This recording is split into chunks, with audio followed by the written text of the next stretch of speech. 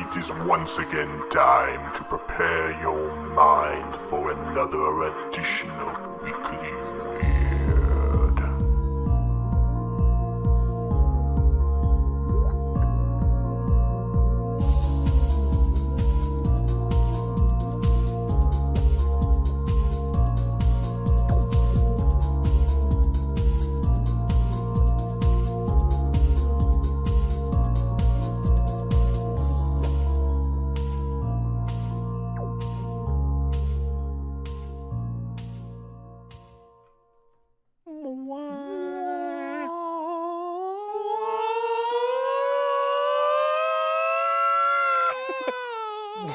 What did I That's miss? how the song ends now. That's how the song ends. Yeah. My goodness. that's how the starting songs. Welcome back to the Weekly Weird. My name is Dio. Known. I'm Patrick. Oh, that's Pat. Oh, wow. He could just jumping it in. And This is me. who that? Oh, hi, I'm Jim. Oh, I'm also here. I am also here. The Malord is still in my system, and we are on your system. Nice. So here we are. Uh-oh, Patrick, it looked like Yeah. you were about to say something real profound there. Put you on the spot. You got to drink 2 more shots of Malort to start this stream off. That's what I was gonna say. I'm glad that you gave me that platform to say it. I never thought that I would be drinking on Weekly Weird for you to see. Where the hell is my shot glass? I've only got a bottle in front of me. Just lug it out the bottle, baby. No. What's up, Nightwing? What's up, Salad Snake? What's up, Harold the Hatter? Oh my God. What's got up, all sneaky Just lurkers? in time, Harold. sneaky lurkers, midnight twerkers, you know? Leaky snurkers, peaky blurnders. Freaky smirkers. That's me. Oh God. Well, this is how we're starting the stream off this tonight with 2 ding dang, bing bang, wing wang shots of Malort. Thankfully, I'm not talking today. Yeah, we're wing wanging. We're ding danging. Dingle tangle, your wingle We're wangle. wingle wangles. Cheers. There it is. There the fuck it is. I love it. Oh. 16. Oh. Oh my God, yes. That ring dang do. Speaking of, boys, you know what I did that was weird this week? Go Good ahead. Transition. No, Wow. Patrick, what'd you do that was weird? I feel like why am I even here? Way to take Why am I ownership even of the here? show. I know.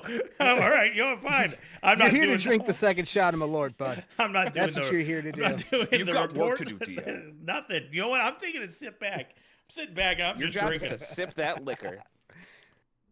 Well, boys, my Yeah. weirdness this week was I got on a stream, thought it was going to be easy peasy, nothing big. Turns out it was 15 shots inside a Dio, a lot of pop punk and other songs, and just it was all a cappella. Do you know what it's like to hear Sum 41 a cappella from Dio? I do not. Storming through the party like my name is El Nino, hanging out, drinking in the back of El Camino. As a kid, I was a skid if no one knew even a There's name. a taste. I do now. Tried Some my own weird house shit. party because Making nobody meth. came. I know I'm not the one you thought you knew back in high school. that Never makes sense. going, never showing up when we had to. Attention that we crave. Bother to behave. I'm sick of always hearing act your age. Well, that's it. I don't want to waste my time. Become another tragedy of society. I want to fall in line. Become another victim of your authority. Back down. It's too bad we're not all exactly the same age, because then we could start a Sum 41 cover band called Sum 41s, the year that we're all 41. Oh man. I Some know. 41s. Hey, here we I go. know. We could just pretend Well, like for the bit. We could pretend. We could fake it. we're We all within we like all- 3 years of each other, so whatever, Yeah. close enough. Yeah. Patrick, did you collect 6 gallons of your own urine and try to have your garbage taken? How do you know that? That is insane. That is really creepy of you, dude. Wow, yeah, Harold's a super fan. Okay. Yeah. He's yeah, already Ron's got reached. He's reached the pure, deep info. He's already subscribed to our secret Patreon, and so he got your address, Patrick. He's got it. Oh my god. Yeah. That's okay. I'm okay with him having it. Yeah. Mm-hmm. Spoiler: we've got more piss stories. Yeah. Yes. But you know what? What's No, up, annoying I'm not. cupcake? I'm not gonna fucking. I'm not even gonna. I'm not hosting the show tonight. Patrick, you host. Fair, Jim. Did you do anything weird this week? I don't know. I didn't do anything that weird, but I did. I spent the weekend in Phoenix, which is why I missed the stream you just talked about. I was on a shoot. I mostly just spent I spent most of the weekend wandering around a parking lot in Phoenix, Arizona. Is mostly what I did, trying to avoid getting sunburned, but moderately successfully. I'm pretty burned on my neck. Not that weird. Cupcake, are you in Phoenix? Wow. Do you know the Taco Guild, Cupcake? So you were hanging out in a in a parking lot in Phoenix, trying to reach the Taco Guild, and that's not weird. Mm-hmm. No, I know. dude. We Bearing the lead. Yeah, it was a journey to the Taco Guild. Taco Guild rocks. It's like a taco place inside of an 1800s Methodist church, with very interesting tacos. Oh. God damn. How interesting are they? Well, the one that everyone else got is it's like a strip steak in some kind of a cherry marinade with blue cheese and fried onions on it. Everyone was losing their mind about it. It sounds genuinely amazing. So it does. That's what I would recommend if you're right. ever in the Phoenix area. Although Cupcake might have better recommendations. I have now been to one restaurant. All right. If you're, I was mostly in Glendale, so I've been to some not so good restaurants in Glendale, Arizona. Never touch the stuff, Cupcake. Yeah, drinker. What are you talking about? Never. I don't know what that means. Touch the stuff. Is this number 2? No, this is. I had 2 already. This is me just Oh, drinking straight whiskey out the bottle. No, I'm not fucking doing that. My bad. My bad. Theo, did you do anything weird this week? Well, I don't know if I'd call it weird. Maybe I'll tell you, and then you tell me. Okay. So I'm trying to go on more walks these days. Okay? Not weird. And good. And then so I don't have a lot of time during the day, so I have to take these walks in the evening. Okay. So I'm walking around my neighborhood, and I happen upon another walker just strolling around, and he seems like a pretty normal guy. It is a little, I think it's a little weird. He's walking in a like full suit, like full on suit. His shoes are really shiny because it's like nighttime and the lights kind of reflect off the shoes. So I noticed the shiny shoes, and he's just like walking as well. And he's always, he always seems to be walking in like the opposite direction of me, but I don't ever see him. It's like we're going in opposite circles. I don't know. He has extremely short hair. But I have noticed that like we're like roughly the same height, and we're like roughly the same shape. I mean, and it's a pretty good suit. It's the kind of suit that I might get. But anyway, we just walk by, but we're never on the same side of the street, so it's always like one of these situations, And it's kind of it's cool though. I mean, we always seem to do it at the same time, so that's kind of cool. And so I've been just walking and a lot, and they've been walking, and I think I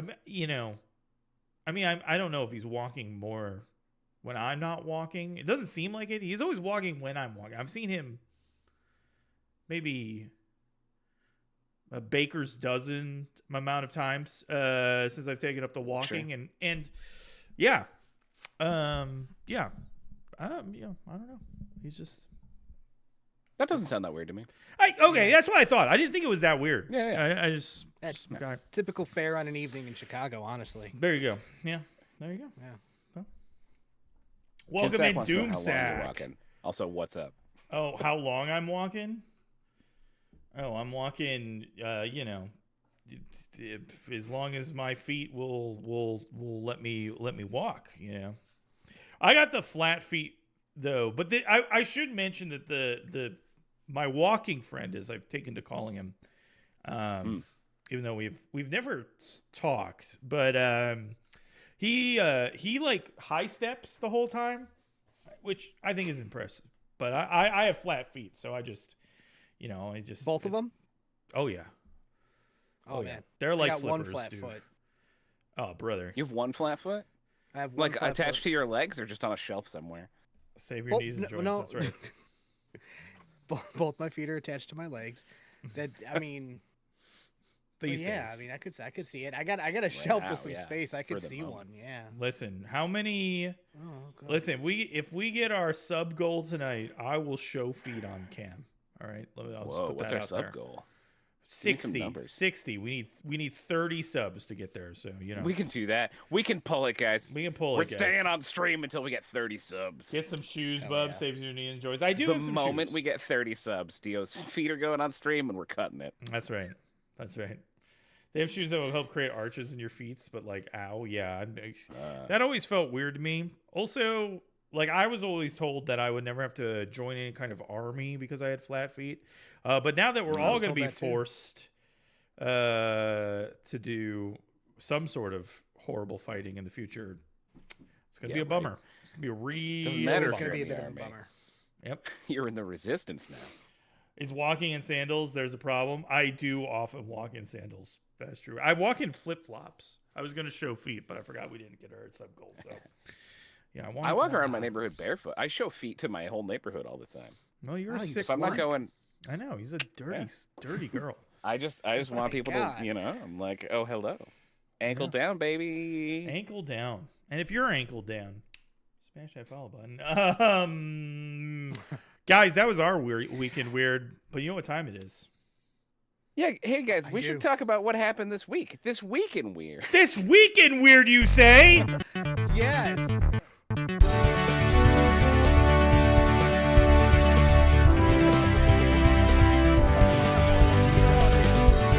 Yeah, I know. We're getting fucking rowdy.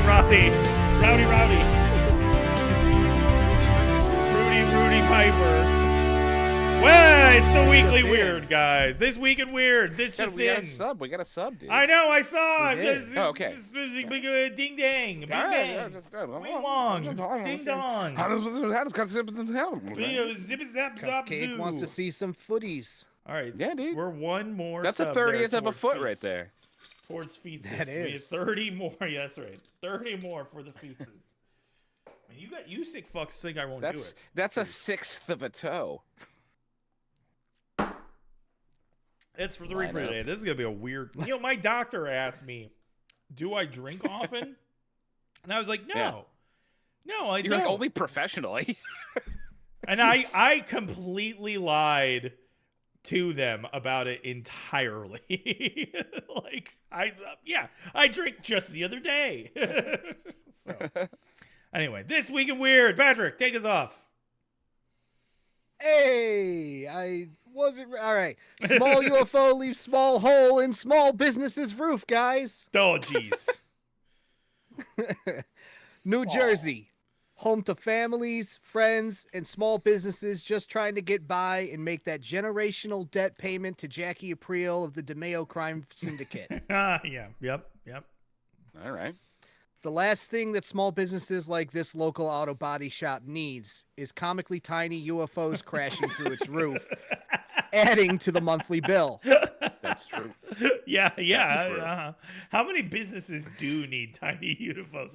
What business is it? The first thing that they need is a tiny UFO crashing through the roof. Smashing a tiny hole in their roof. Yeah. Alien museums, Okay. anywhere in All right, I can see that. Someone places who's along about Route to 66, install. yeah.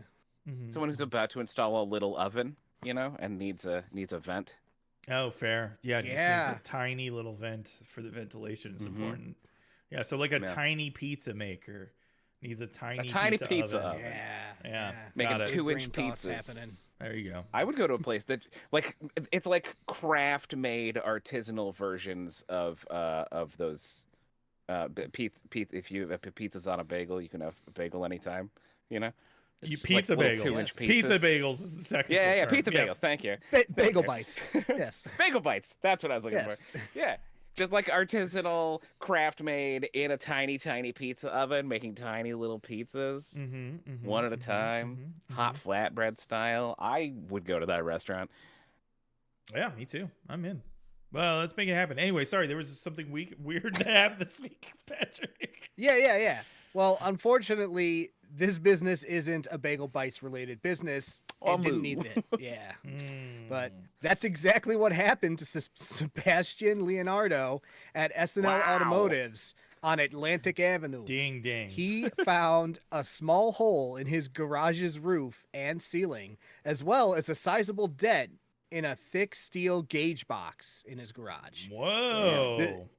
I know. This led him to check through his video surveillance, where he found footage of a bright flash followed by a fireball crashing through his shop. Holy shit. And you know what?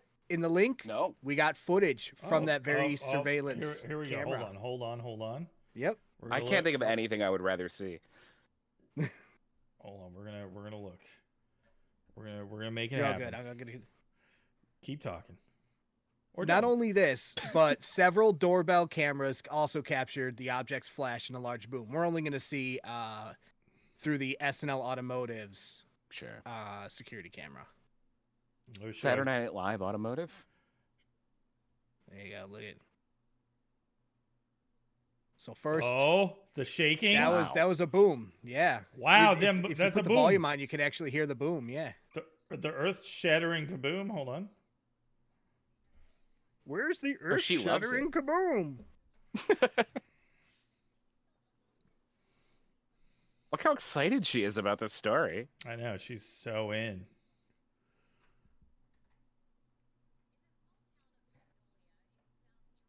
I love this. She's gonna do my job for me. Yeah. Whoa! Yeah, that was a pretty big boom! kaboom.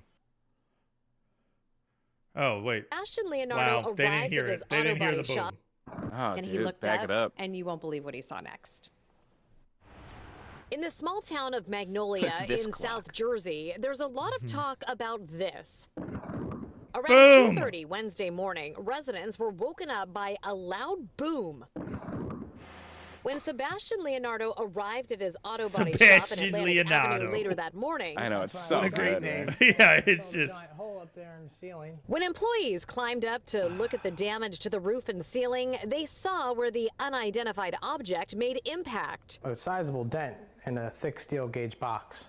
Damn. Yeah, and so that's when I went to my cameras and I found all the videos and realized what had actually happened. You know, it's like the giant flash outside and then the impact in here. Surveillance footage from cameras Sebastian in Leonardo and was outside 19 of years SNL old. Automotive for real. show the moment that something collided with the building. You eventually see like a giant fireball come through the ceiling and then everything Whoa. comes flying down the roof with it. Several doorbell cameras at homes around Raphael town captured Leonardo. video of the know, right? incident. Here's astronomer That's his Derek brother. Pitts of the Franklin Institute. There's a bright flash, there's a boom, there's a hole. All right, we don't need this. I can tell him the rest. And, you know, that's 3 out of 4 things. All right. Shut up, astronomer. Yeah. Yeah. Quiet, Need you. those guys, not on this show. But yeah, so the weird thing is there's no proof of what the object was that fell from the sky and into his so there's they have the noise, they've got video of something, and they've got proof something crashed, but they don't have that beautiful Whatever it fourth is piece gone. that could make us go aliens, you know? It's unfortunate. That is Yeah. unfortunate. That is unfortunate. Also bizarre. Leonardo, yeah, Weird. it really even. is. But to be fair, they continue doing their normal 9-to-5 job, and they haven't really looked through all of the debris. But they Sure. plan on doing it this weekend, looking for any evidence of what could have crashed into the business. I hope it's a sparrow. unfortunately, Right. Just a really angry bird. It was just a really fast. it was a An phoenix, angry man. bird. Yeah, It a was phoenix the crashed down, Angry died, Birds. was reborn. Mhm. That's right. That's what Yeah. Patrick's positing, Cupcake, is that it's a tiny little UFO. Just poof right through. Right. They're just Exactly. really small, and they're trying to destroy the world, but it's an uphill battle. They're starting with the it's automotive one little hole at a places. time. Yeah, that's right. Right now, they're hiding inside the muffler of that car that was sitting there. That's right. Or they have, I mean, they're advanced. They could have a cloaking device. Everything else failed, but not the cloaking device. that's It true. could just be That's sitting true. in there somewhere. Yeah, Yeah. they're just panicked on the floor right now. Yep. Interesting. Also, Jackie Aprile of the DeMeo family was reached for comment, and he will expect his weekly payment still, plus VIG, irregardless. Yeah, well, you can't be late. You can't be late. That's Yeah. Who Who cares about your roof? Your roof is your problem. Yeah, exactly. I mean, That's right. You know? Alien crashed through your roof? Fuck you, pay me. Fuck you, pay me. That's right. Well, speaking of alien stuff, guys, a mysterious tower sprouted out of Area 51 last week. A mysterious I think triangle. Stephen King wrote about this. Oh, wow. No, it happened last week. Well, maybe Stephen Area King wrote 51 about popped a bony, dude. it. Look It at really did. Oh, It's that's what a it is. tumescent, dude. This is my own picture too. I literally went on Google and found it. You can look at it right now. Oh, wow. A mysterious triangular I am. tower has erupted out of Area 51, leading those of us in the know, who know the capital T truth, as it were, to conclude that we are in fact done as a species. Clearly, this is a monolith that was previously buried deep into the ground as a kind of intergalactic meat thermometer, and now that it's popped out of the ground, we're cooked. Oh, shit. Yeah. The object, which casts a large sundial-esque shadow over the not-so-secret military base, resembles the monolith out of 2001: A Space Odyssey, a comparison that many on Reddit were making this week. When the Google Earth, on Google Earth, you can find the object at 37 degrees, 14 minutes, 46.5 seconds. No, I got that wrong. Is it degrees, minutes, seconds? Yeah, no, it is degrees, minutes, seconds. Yeah. 37 degrees, 14 minutes, 46.5 seconds north, and 115 degrees, 49 minutes, 24 seconds west. Memorize it. There you go. Though for how much longer, who could possibly know whether it's going to stay there or not? Now that we have official confirmation from our extraterrestrial allies that we are in fact cooked, I say we based ourselves in a light wine-infused sauce of existential dread and wait out what the reptilians have in store for us. But yeah, there you go. I'm on board for that. We're going to deglaze ourselves, baby. Deglaze. Showing. Yeah, I mean, there's been a lot of speculation as to what this thing is. I'd love to hear some more. Somebody said giant Jenga tower, which I thought was pretty funny. You know, what do you guys think? That would be amazing. Yeah, they're like flying jets through, smashing out one brick at a time. Right, right. I mean, Vaguely 9/11-ish. That's kind of, Yeah. you know. Oh, yeah, that's true. that's where maybe that's where they were running We crossed the line. the rehearsals, guys. It was a rehearsal tower. 9/11 was a Jenga rehearsal for fucking aliens, is what you're saying? No, Yeah, you know what? Yep. Yes, I will say that. that's You know what it is. You know what? That's the Sure. new theory. Area 51 did 9/11. That's what I'm saying. That's it. Yeah, we I got think it. we're cracking this one. It's That Earth's is- my PSI God. gauge. That's true. The pressure is high. Guys in the chat, let me know what you guys think. Here, I'll post in the chat what the coordinates were. If you want to go look at it on Google Earth, you can go look at it. That, like I said, I pulled that. Also, I want to hear your theories, chat, on if it is absorbing all of the light or if it has been blocked out in post by Google at the request of the Air Force. It hasn't been blocked out. Oh, did you Oh. not see? It's like standing straight up, so you can barely see it. Right. Yeah, but it was It's all either an black. object that's all black or it's been painted black digitally. Yeah, that could be a redacted boner sitting in Yeah. the middle of the base. And I'm curious what people think. I don't think so. I think you can see detail on the picture, Oh, really? Yeah. That's what I'm saying. From what I was seeing on screen, it just looked like it was here. a blacked out shape. I'll show you once more. Yeah. See, you see, it's like the top little bitty bit.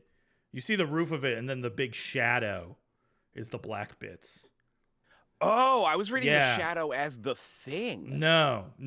That's the shadow it's casting. Oh. Yeah. It's like a big triangle. I'm gonna have to look at it on Google Maps. No, I was seeing it the same way you were, Jim. Yeah. Yeah. It's not blacked out. Yeah, I thought we were. I see. That's what's weird about it. Yeah. That's even weirder. Yeah, they're just showing it out there. I mean, at this point, like the government doesn't give a fuck, so it's just showing whatever it needs to see and saying, no, you didn't see that. So there you go. Wow. There you go. Man, strange. Very weird, if you will. Very weird. I mean, that shadow Incredibly means it's weird. not a greenhouse. No.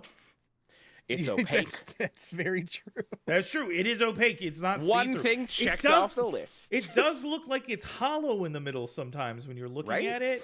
And so it is it's very weird. George, the government's been showing dong for years. What do you think the Washington Monument is? That's right. Maybe this is the other end. Nothing but dong. That maybe this is the circumcised Washington Monument. Oh. Yeah. Oh. Yeah. Yeah, Earth could be giving birth or pooping. That could be just the Earth Could just be pooping. turtling a little. Could just be pooping. Huh. Yeah. Just a little poopy poop. My goodness. Has an outie navel instead of an innie. Also possible. All great theories, chat. I'm really, like those. really loving Yeah. the theories. Yeah. Wow. Hey guys, speaking of that monolith scene from 2001: Space Odyssey, apes. Apes know that you're a fucking moron. Oh, damn it! Are they talking about it? Did they tell you? They're gesturing about it for sure. They're definitely a little grumpy. Yeah. Yeah. Oh my god, Guys, that's a Mark Wahlberg movie. That's the scene where he's like, "Is there a soul in there?" But, wow. Oh, is that what's happening? Yes. I thought maybe he was inflating him. Yeah, like a balloon. That is the movie where Mark Wahlberg kisses ape woman. Like Nice. Full on. Helena Bonham Carter. Yeah. Yeah, Helena Bonham Helena ape. Nope, there's no. Bonobo Carter. There you go. I found it. Bonobo Carter. Yes. Yeah. I Beautiful. Found it at the end. Thank you. It's a long walk to a good punchline. Yeah, it's a long walk. Medium punchline. Yeah, to one of the punchlines of all time. Well, in a world where half of a nation seems incapable of recognizing ignorance in a single person with immense power, it is truly shocking to discover that apes are actually able to recognize ignorance in each other and in humans. Nice. Wow. During an experiment by the Johns Hopkins University involving bonobos, humanity's closest evolutionary relatives, it was discovered. Horniest, indeed. Dude, that's true. Dude, bonobos fuck. They fuck. Dude. It was discovered that the bonobos not only knew when humans lacked knowledge on a task, but were able to assist them via pointing. This experiment involved finding hidden treats in cups. And this discovery challenges previous assumptions about social awareness and the cognitive divide between humans and apes. Could this also mean that we're getting closer to a Planet of the Apes scenario? Yes, please. Yeah, I mean, honestly, it might just be better than what's happening already. At least the apes in the movie saw humans as all equal. Below them, but still equal to each other. But equal. That's right. Yeah.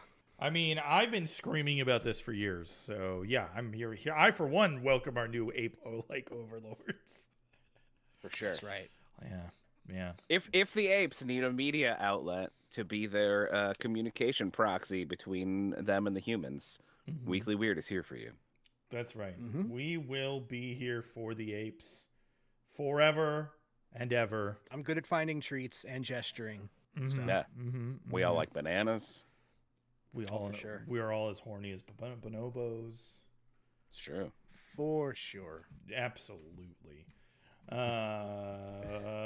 Like throwing poop at things. I've been known. Yeah. I've seen him do it. Seen him do it.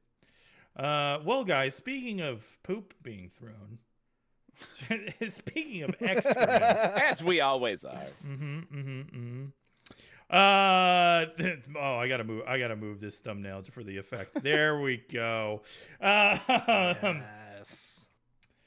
Oh god, I lost all of the trick. Hey guys, Elon finally acknowledges what we already knew, that he is the Antichrist. Coming Nice. from the recent 4chan leaks. This is story. I'm pretty proud of myself, guys. This story broke today. Whoa, dude. And does that mean that I waited until the last minute to find my stories? No. That means that I You're doing have my finger up to the on minute. balls. That's right. Up to the Yeah, minute dude. news coverage. That's what you're getting. So up to the minute that this whole story has the word allegedly over it. So Right, yeah, of course. anyway, the internet's most famous cesspool was recently hacked, 4chan, and emerging among the detritus of My Whoa. Little Porny pornography and incel whining is a supposed My Little Porny.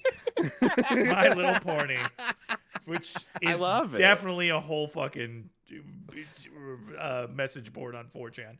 Oh, yeah. Without a doubt. Amongst all that shit is a supposed leak of our favorite South African Hitler, Elon Musk. Allegedly, the posts by a user calling themselves the Antichrist with the handle !Satan Z0GPO. This all allegedly comes straight from Musk's weirdly shaped sausage fingertips and includes some choice statements that many are saying telegraph his ultimate plans for humanity and may explain Doge and everything that he's doing in it. Here is a couple of choice selections from this alleged leak. Quote, I am Caesar. I am Christ. I am God. Quote, there will be no other gods before me because I have erased them. I am the real Messiah, the final prophet, the beginning and the end. Democracy was a failed virus. I am the cure. X will be the new nation, the borderless, seamless grid. Resistance is deletion. Your minds will become indexed nodes, souls on the blockchain. Oh, disgusting. I am solving death. You will be given the option to live forever. ... in my system. His digestive system. It might be a veiled reference to whatever the brain chip thing that he's doing. Anyway. Oh, right.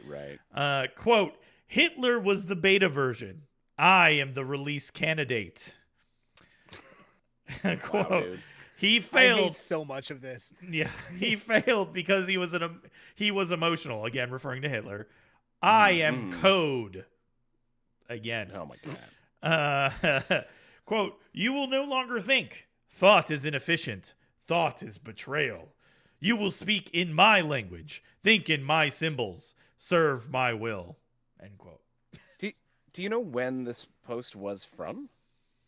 Apparently, so according to the Reddit post where I saw this on our leaks and rumors,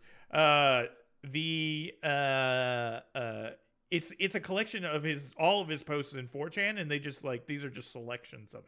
Oh, these So are it's selections from a variety years. across time. Yeah, this is every post he's done. Yeah, for sure. This is not every What a post he's done, cool, but it's fun from guy. yeah. And again, apparently, as it's coming out in the 4chan leaks, all the user information was just there for anybody to see. They had zero security on 4chan. Sure. So they probably have my fucking college email address from way back in the day. Sure, of course. But yeah, people are reasonably sure it's him. Well, again, allegedly. Now, I should point out that it's not confirmed whether or not it's Elon, but considering that Elon Musk is a 53-year-old pay-to-win gamer who posts the cringiest dad memes on a platform he was tricked into buying, I believe this is exactly the kind of bullshit he would post. Yeah. And so it's Weekly Weird's official stance that Elon is a fucking dork who thinks he's the Antichrist.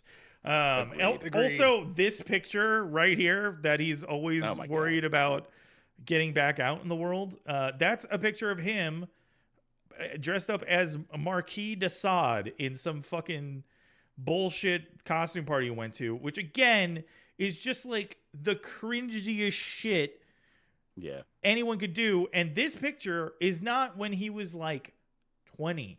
This is a picture from when he was like 48 years old and knew goddamn Well, you can tell better. because he has hair. Exactly. So, yeah, exactly. So, yeah. I don't know.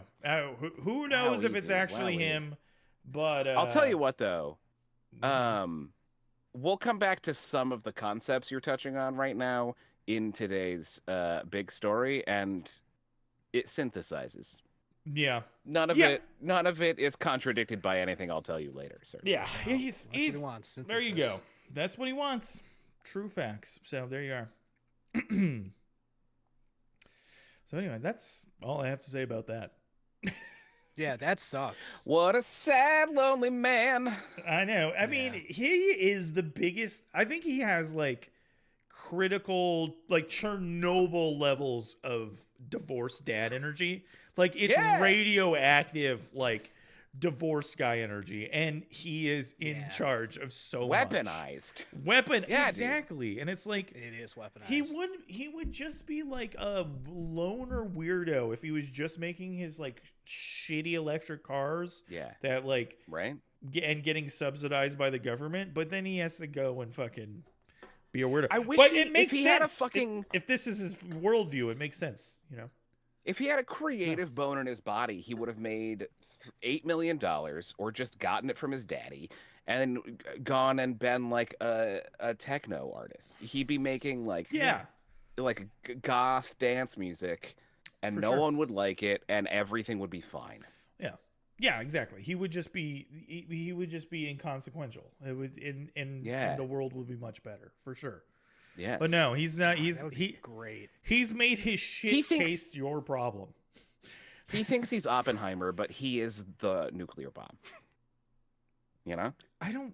Like other people are dropping him on us. Yeah, I don't think he's even the nuclear bomb. And I don't like it. I think he's the demon core. Do you know about the demon core? It was the plutonium core of the third nuclear bomb that we were going to drop on Japan. Okay. And so because we didn't drop it on Japan, it was just in Los Alamos for like ever, and people would do experiments on them. But all the like very smart people, but but the scientists would just unethical. Would just be really dumb. And it's like a uranium core, and it has this like shell of like I think it's barium or something, and they would just prop the shell open in order so that there wouldn't be a critical reaction when you close it. Because the critical reaction is when the radiation is spinning up and bouncing over each other, and it heats up massively. And they would just like have a fucking screwdriver, and it would just like go down, and all of a sudden there's a blue flash, and like 5 people died. Like that's Elon Musk. It's like he's just this core being propped up by a screwdriver, and every so often the screwdriver slips, and it's just like a flash, and then suddenly the country's people die. Yeah, like 3 million people die, and it's just so stupid, and it shouldn't even be there. So dumb. And people just keep fucking with it, and they should just put it away. They should just fucking bury They should it, launch it into space, dismantle it. Exactly, get it out of here. All right, sorry, that was another long walk. We're good. We're good. I like the destination, so I'm happy. Well, Dio, you want some good news? Because I feel like that one brought you down a little. Hell yeah, brother. I do. Well, Dio has finally been vindicated, guys. What? Bigfoots are definitely ladies, and they definitely have big old mommy milkers. Woo! Vindication! That's right. Dio knew it. He convinced me of it. And now he has a fucking university professor and Bigfoot expert backing him up. Yep. Bigfoot has big old mommy milkies. Hell yeah. So says Jeff Meldrum from Yeah, Idaho Jeff. State University. We got the Jeff vote. After a massive amount of research, he has conducted that not only he's concluded that not only does Bigfoot definitely exist, but the ones we keep seeing are the ladies. This theory comes from a large number of sightings where the Bigfoots are seen with their young, and from other sightings where human children are actually involved. Oh, Okay. okay. Yeah, what do I mean by that, you ask, Jim? Yeah, Well, let me tell you. Yeah. One such account came from a family who unwittingly camped near a kind-hearted Bigfoot. When the children kicked a ball off into the bushes during play, the ball came flying back within moments. When the parents went to see what could have tossed the ball from that direction, they discovered a classic Bigfoot track where it had landed. Oh. Not only that, Classic. apparently, we found that these female Bigfoots make nest-like nurseries for their own younglings, resembling those built by apes. Yep. Okay. These nests were discovered by a logging company foreman. The nests were examined then by primate specialists and anthropologists who found them not to be made by humans or other animals local to the area, such as bears or wood rats. Wait. I looked up. It's just they're just rats, dude. Yeah, I was like, I thought they were like big like rodents. Yeah, like like the a ones wood that rat. come out of Princess Bride. Are you ROUSs? Yeah. Yes, Yeah. exactly. Nah, just rats. Just rats. Okay, got it. But one of the nests was actually small, but built up in a bush about 2 feet off the ground, and it was said to resemble a bassinet. So, in conclusion, obviously there are dude foots who become dad foots, but those don't seem to be the guys who end up on film. It's actually the mom foots with their maternal instincts that seem to find themselves in these situations where they interact with humans. I wonder if like many mammals, us not included, I wonder if the male Bigfoots are actually just little fellas. Oh, they're super small. Oh. Yeah. Just little guys. That would be adorable. Yeah. Or there's a critical shortage of male Bigfoots, and so the female Bigfoots are reaching outside of their species. Lady Bigfoots need male sperm. That's what I'm saying. That's what I think is happening. We're just getting into your erotic fan fiction again. I've read your stories, Dio. I know. I know where you're going. I feel justified. I have also done massive amount of research. Massive! No, I massive know, amount of research. Yeah, dude, you leave it all Massive. over the compound. We know. All right. Listen, what are you gonna say? You don't want to fucking mom foot mommy? Okay. Mom foot mommies. Sorry, I was 1,000 miles away. What were we talking about? You were. I could see it. What are we doing? We're talking about there's an obelisk in Area 51. Right. That's Right. Well, speaking of cryptids, Chupacabra recently filmed. Oh, he doesn't like it. He doesn't like it in film. He was chilling. Chupacabra was chilling in Colorado, guys. He decided to pay the state a visit last week, and some lady just wouldn't chill out and let him do his thing. The video in question, which we will watch here in a second, shows Chupa, bloody after a night of heavy goat sucking, trying to find some extra refuse to chase down that sweet, sweet goat blood. But he ran into Janae Lynn, who busted out her camera and started yelling at him. Here, let's take a look at the footage. So ready. Get ready. Beep boop beep boop beep beep beep beep beep beep boop. Here we go. I'm like so creeped out right now. Look at that little guy. What the is that? Seriously. Fucking Chupacabra. Look at him. Ew, it's all bloody. Aww. Oh my god, that thing's back. Look, it's not a raccoon, and I saw its face. It's like all bloody. Just leave him It's alone, not man. a raccoon, I'm sure. Golly, just give him a break. What is that? Give him a break. And its face is all bloody. Wow. Why is her window so gross? That is not her. Oh God, wait. I didn't know that chupacabras could anamorph into badgers. That's pretty crazy, dude. So, Chupa didn't mind too much, though being a pretty chilled guy, and let Janae film, as you saw, for quite a while. Even as she started yelling and generally bringing down the vibes. Rude. Eventually, Chupa tried to ditch her in a trash can, but that didn't stop Janae, who later unflatteringly described Chupacabra as having long legs and arms and a rat-like face. Finally, after being patient and trying to signal his displeasure respectfully, Chupa hissed at Janae, sending her and other onlookers running. Chupa then made his escape and presumably moved on to Wyoming, which has much fewer people and some pretty cool scenery. Good vibe. Yeah, not a bad place to end up. Yeah, there you go. Nice. Yeah. I don't know what you guys are talking about. That's a cabra. Clearly Well, the most cabra looking fella I've ever seen. Yeah, dude. Right, look at Which that. one is the dog-like? That dude would chupacabra? shoot. He'd choop your cabras all day, dude. The dog-like one is the Mexican one. The Mexican one. Yeah. Okay. Yeah. This the is alien. Venezuelan, this guy? No, this one's Puerto Rican. There's two chupacabras. Puerto Rican. There's a Puerto Rican one and a Mexican one. What about the Venezuelan one? There is no. The Venezuelan one is also the same as the Mexican one. What about the Peruvian one? There aren't. You're making these up, okay? And frankly, it's What? a little racist. It's a little racist, Jeff. Okay. To name other South American countries. to say they all got chupacabras. To say this chupacabra looks like that chupacabra just because they speak the same language. And they just, I don't know, Jim. I don't know. Fair.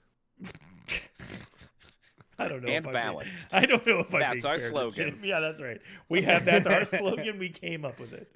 They're eating the ducks. We invented it. That's right. But there you go.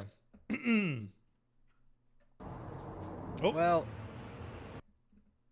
you heard nothing. what was that?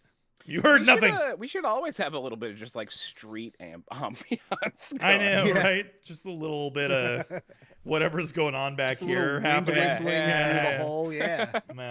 Yeah. Just a little. Occasionally a guy yelling, "Get out of my property!" Hey, fuck you, Chupacabra! Get out of here, you Peruvian prick!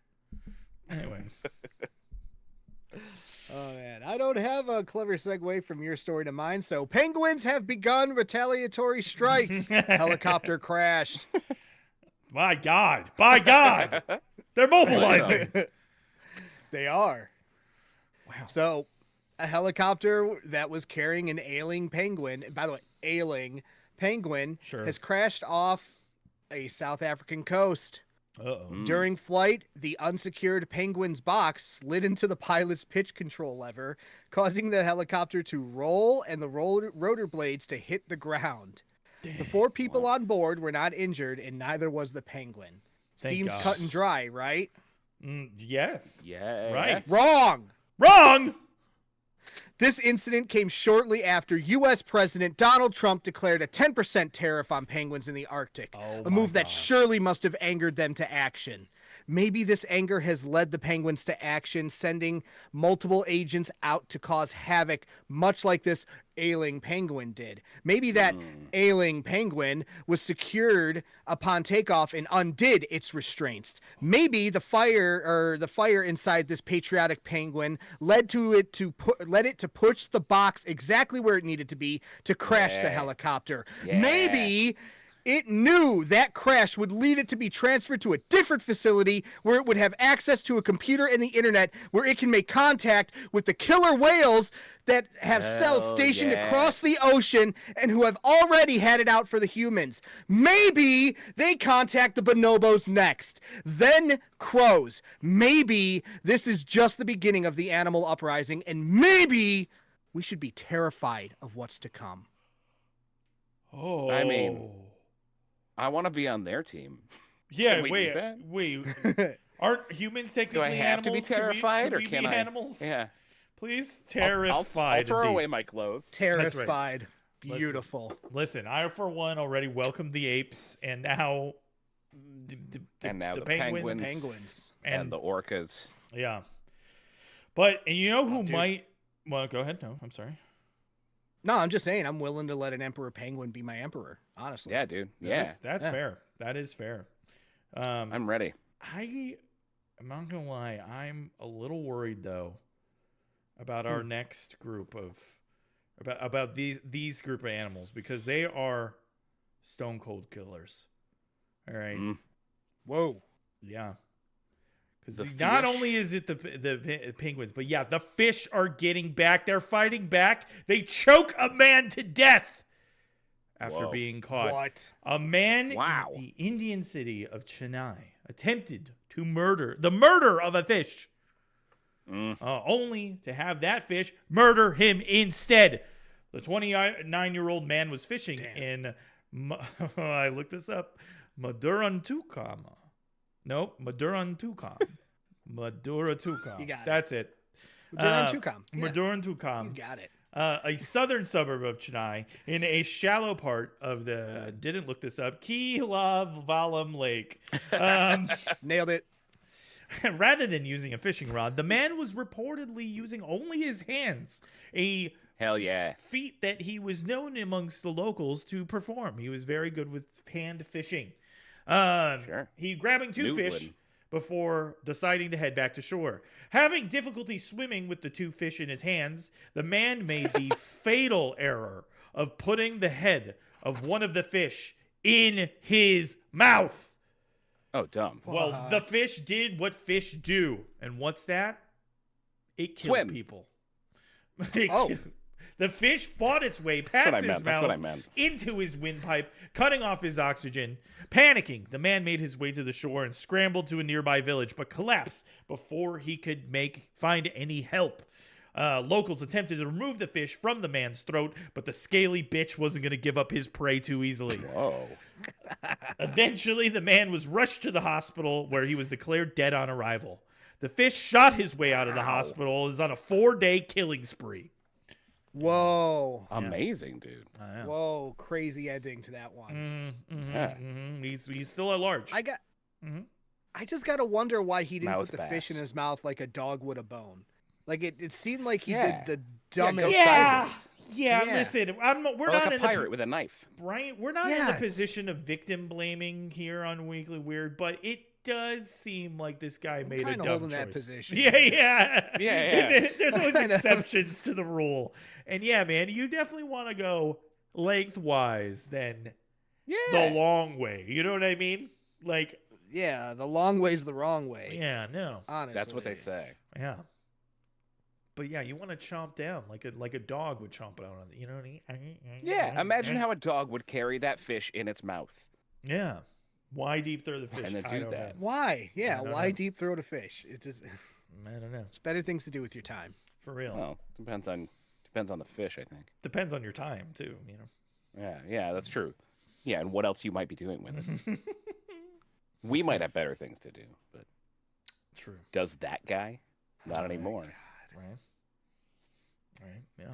Not anymore, indeed. Anyway, that's all I have to say about that. Yeah. Harold the Hatter, I hope you're still with us, because here it comes. Florida man attacks prospective boss with what? Hot piss! Oh my God. That's beautiful. That's really good. That's beautiful. Well done, Patrick. MS Paint, ladies and gentlemen.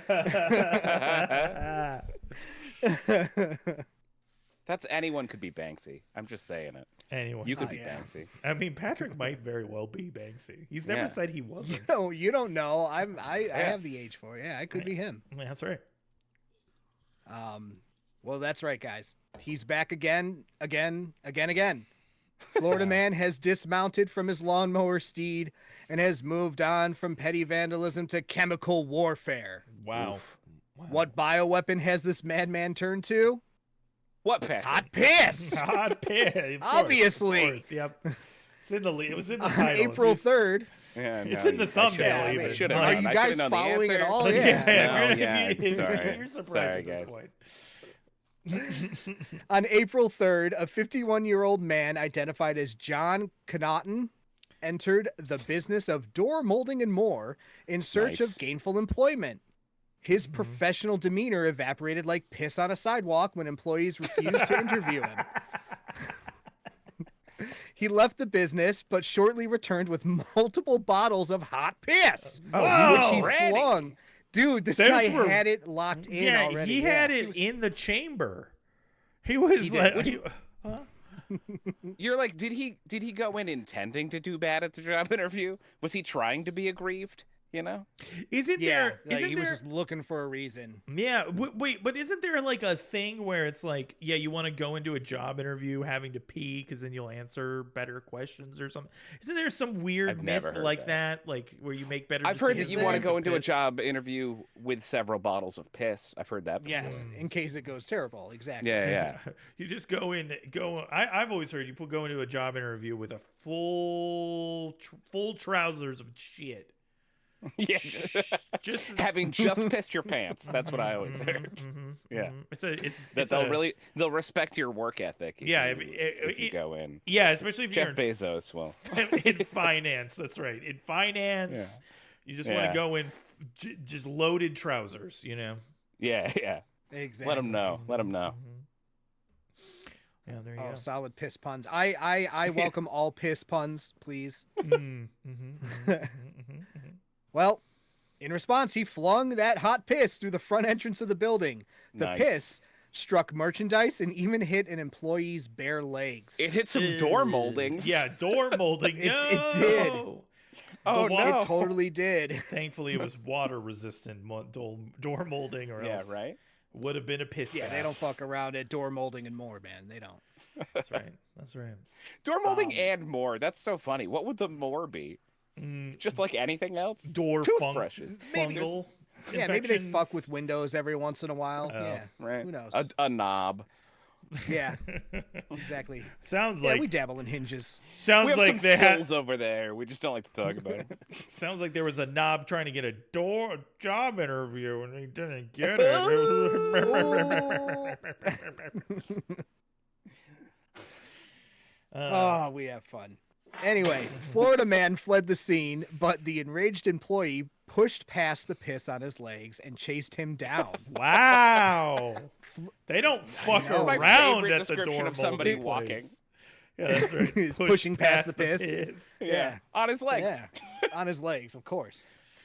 Florida man was arrested by police when the police witnessed him threaten the pissed on employee with violence using a skateboard he apparently had. Nice. Of This course he guy's did. utility belt is truly bizarre, dude. Wait, so Piss canisters and a skateboard. Yeah, That's what this yeah. guy rocks on a fucking Monday. Yeah. no wonder Yeah, he it's didn't get the crazy. fucking job. He should have brought some door molding or whatever the fuck. Oh my god. Well, the happy ending to all this is that Florida man faces multiple felony charges for battery, criminal mischief, and aggravated assault. His piss has also ruined over $1,000 worth of door-related inventory. Wow. And Ruined? Ruined. That is Ruined? wild. Well, it's because they were displayed. They didn't put the varnish or anything on it. You know what I mean? Yeah, It so was put some just for varnish on it. display. It's fine. yeah, that is. I think the piss just got to it already. This is Florida man piss. It's not normal That's piss. true. Mm, That's true. And it had been sitting in bottles for who knows how long. that is true. Exactly. And I imagine on top of a skateboard Wait. in the sun right outside the building. Are Yeah, you yeah, saying yeah. that this was premeditated pissery? Like that he I'm saying- scouted yeah, the joint if he had out, multiple placed bottles, the dude? piss bottles in strategic locations. When it Yeah. maybe he didn't even want the job. Maybe the piss was the whole. That's what I goal was of the time. saying. That's crazy. Yeah. Right. That's it. He was looking for a reason. He was. He's like, I bet if you dig into this enough, somebody else had already had an agreement with that employee Wait. and was like, hired this guy. They were like, I'll give you $400 to throw piss on this dude at work. And the guy was like, great, I'll just piss in bottles for the next 2 weeks, and then I will pretend I want to get a job there. I'll do a terrible job in the job interview, and then I will storm out and come back and hurl piss at this man and his molding. What you're saying is that this guy is the Luigi Mangione of piss throwing. Yes. Wow. Wow. What a hero. That's what I'm a saying. fucking hero. Luigi. I've been saying it for maturation. multiple news articles that Florida man is a hero. Luigi. We just need to accept it. We just need to get on his level. Yeah. He's real. misunderstood by Florida, much like Batman with Gotham. That's right. That's all. A real Louis P. Mangione. There you go. There. Luigi. Pissiongi. There he is. Yes. There. There it is. Thanks, guys. You're right. You said you've been walking a lot. You do walk a lot. Dude. I've taken a long walk. Taking us all. Oh, they are walks. They weren't over the real place, walks. It was a metaphorical for how I get to jokes. Anyway, speaking of long walks. Oh, I'm sorry. Go ahead. Were you not finished? No, yeah, well, I mean, yeah, we got a happy ending that his bail has been set for $15,000, a sum I'm inclined to believe he won't be able to He pay does not have. because he does not have a job. Officer, do they accept piss as a form of currency here? Because I got plenty of that. Will you guys take some relatively fresh dumpster molding? Yeah. It doesn't smell, but don't you worry about it. Gently used, yeah. Gently pissed. Well, guys, speaking of long walks, Skynet is being set up to capture UFOs. Finally. I know. We're building Skynet. A recent Harvard study has suggested using AI to scan the skies for UFOs. And wait. Ooh. You guys hear that? Okay? Dio? You okay? Do you hear that? I don't hear anything, bud. No. Oh man. Ooh. Ooh, what is Buddy, what is all right? happening? You having a man. stroke? They're like there's a voice. There's something going on. There's like thoughts, but they're not like my own thoughts. But they are my own thoughts. What is happening? Oh, What's going on, dude? Oh God, no! These are thoughts I haven't had. No, Patrick, no! can you cut to? Can't, just wing it. Okay, quickly! I don't have much time. You have to stop the AI from finding the aliens. They find them first, and then they team up and they Eiffel Tower the fuck out of humanity. They've taken over the whole world, forcing us to mine cheese and eat plastic. You gotta stop them. I don't have much time. Don't let them use the AI to find aliens, because they will, and they will team up. They'll come. Oh no! Wait. No, they found me. They found the device. Past Dio. Remember this, Dio. Past Dio, remember. Past the future Dio depends on it. Too much plastic. Too much. What the fuck just happened, dude? Should we just cut the stream? Should we end it? I don't know. I might call. Guys? Are you there, bud? Why am I? Dio, you okay? Dio? Dio, you okay there, dude? I'm sorry. I kind of blacked out there for a second. Are you? Are we still? Are we? Yeah, we're still live. We're still live, dude. Yeah, we're here. Live. Shit. Oh. You okay? Sorry. Sorry, I passed out. I mean, whew. That was weird. Oh right. I think I was reading the news, right?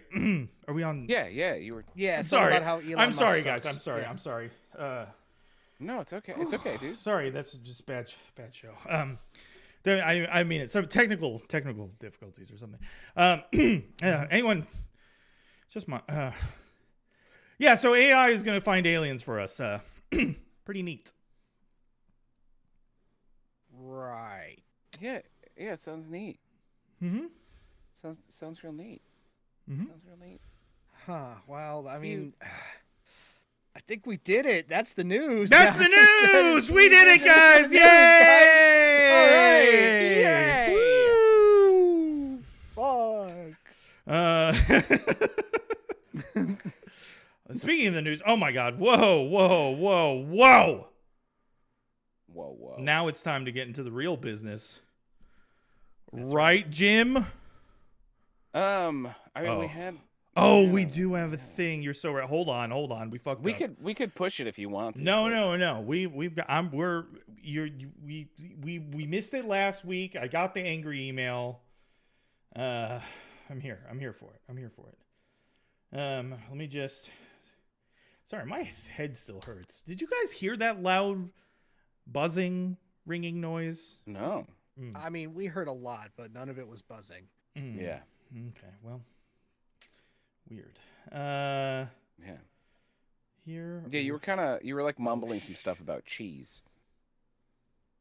Definitely cheese related. Why do I have the distinct taste for plastic? I don't know, dude. That sounds gross. Yeah. Anyway, this week. Well, guys, in weird. Like any of you, before I go to bed at night, I pause to say a little prayer. But not just to any established God. I pray to the spirits of those who have made positive material differences in the world around me. Saints, you call them, not Catholic saints. And I'm not alone. So why is it that the Catholics get all the cool-ass candles, guys? You want to pray to St. Agatha? They've got a candle for you. Where are the candles for the free thinkers like me? You boys know the struggles of a man who needs a candle to focus his energies, right? Yeah, right? Sure. Yeah, absolutely. Yeah, I have a blank candle I like to burn. Well, that's why I'm proud to introduce to you the first in a series of candles designed to help you focus your energy on what matters. The Colonel Tom Parker Prayer Candle. Oh my God. We all know why Colonel Tom is a saint. Because he was feeding Elvis drugs so that Elvis would not become an all-powerful warlock. Something we thank him for daily in moments of quiet contemplation. This commemorative candle will allow you a focal point when you're ready to thank the good colonel, and will burn up for 6 days to continue thanking him while you're off dealing with your busy day of mundane struggles, not having to worry about a world consumed by evil warlock Elvis magic. Never having to think about giant serpents crashing through the earth's crust, never worrying about a charismatic entertainer turning half the country into mindless zombies through the power of his hips. Finally, an affordable and efficient way to thank St. Parker for all he's done for our world. The official Colonel Parker Prayer Candle. Another fine product from Unicorp. Guys, a prayer to St. Colonel Tom, if you will. Can you do a close-up, please? you want the should I get the close-up here? Here we go. Here's the Colonel Tom Parker prayer votive candle. As we all know, Colonel Tom was force-feeding Elvis a concoction, a pharmacy of drugs to keep him from becoming a powerful warlock. That's so good. As we all know the story. And he deserves his thanks. So here we go. Prayer to St. Colonel Tom. 1. Don't light the candle. 2. Acquire a comfortable position of penance and thanks. 3. Read the prayer. 4. Repeat the prayer as many times as needed. 5. Make a fitting offering. 6. Light the candle. 7. Light your cigar or pipe from the candle's flame, if you're hard enough. Yeah, thank you.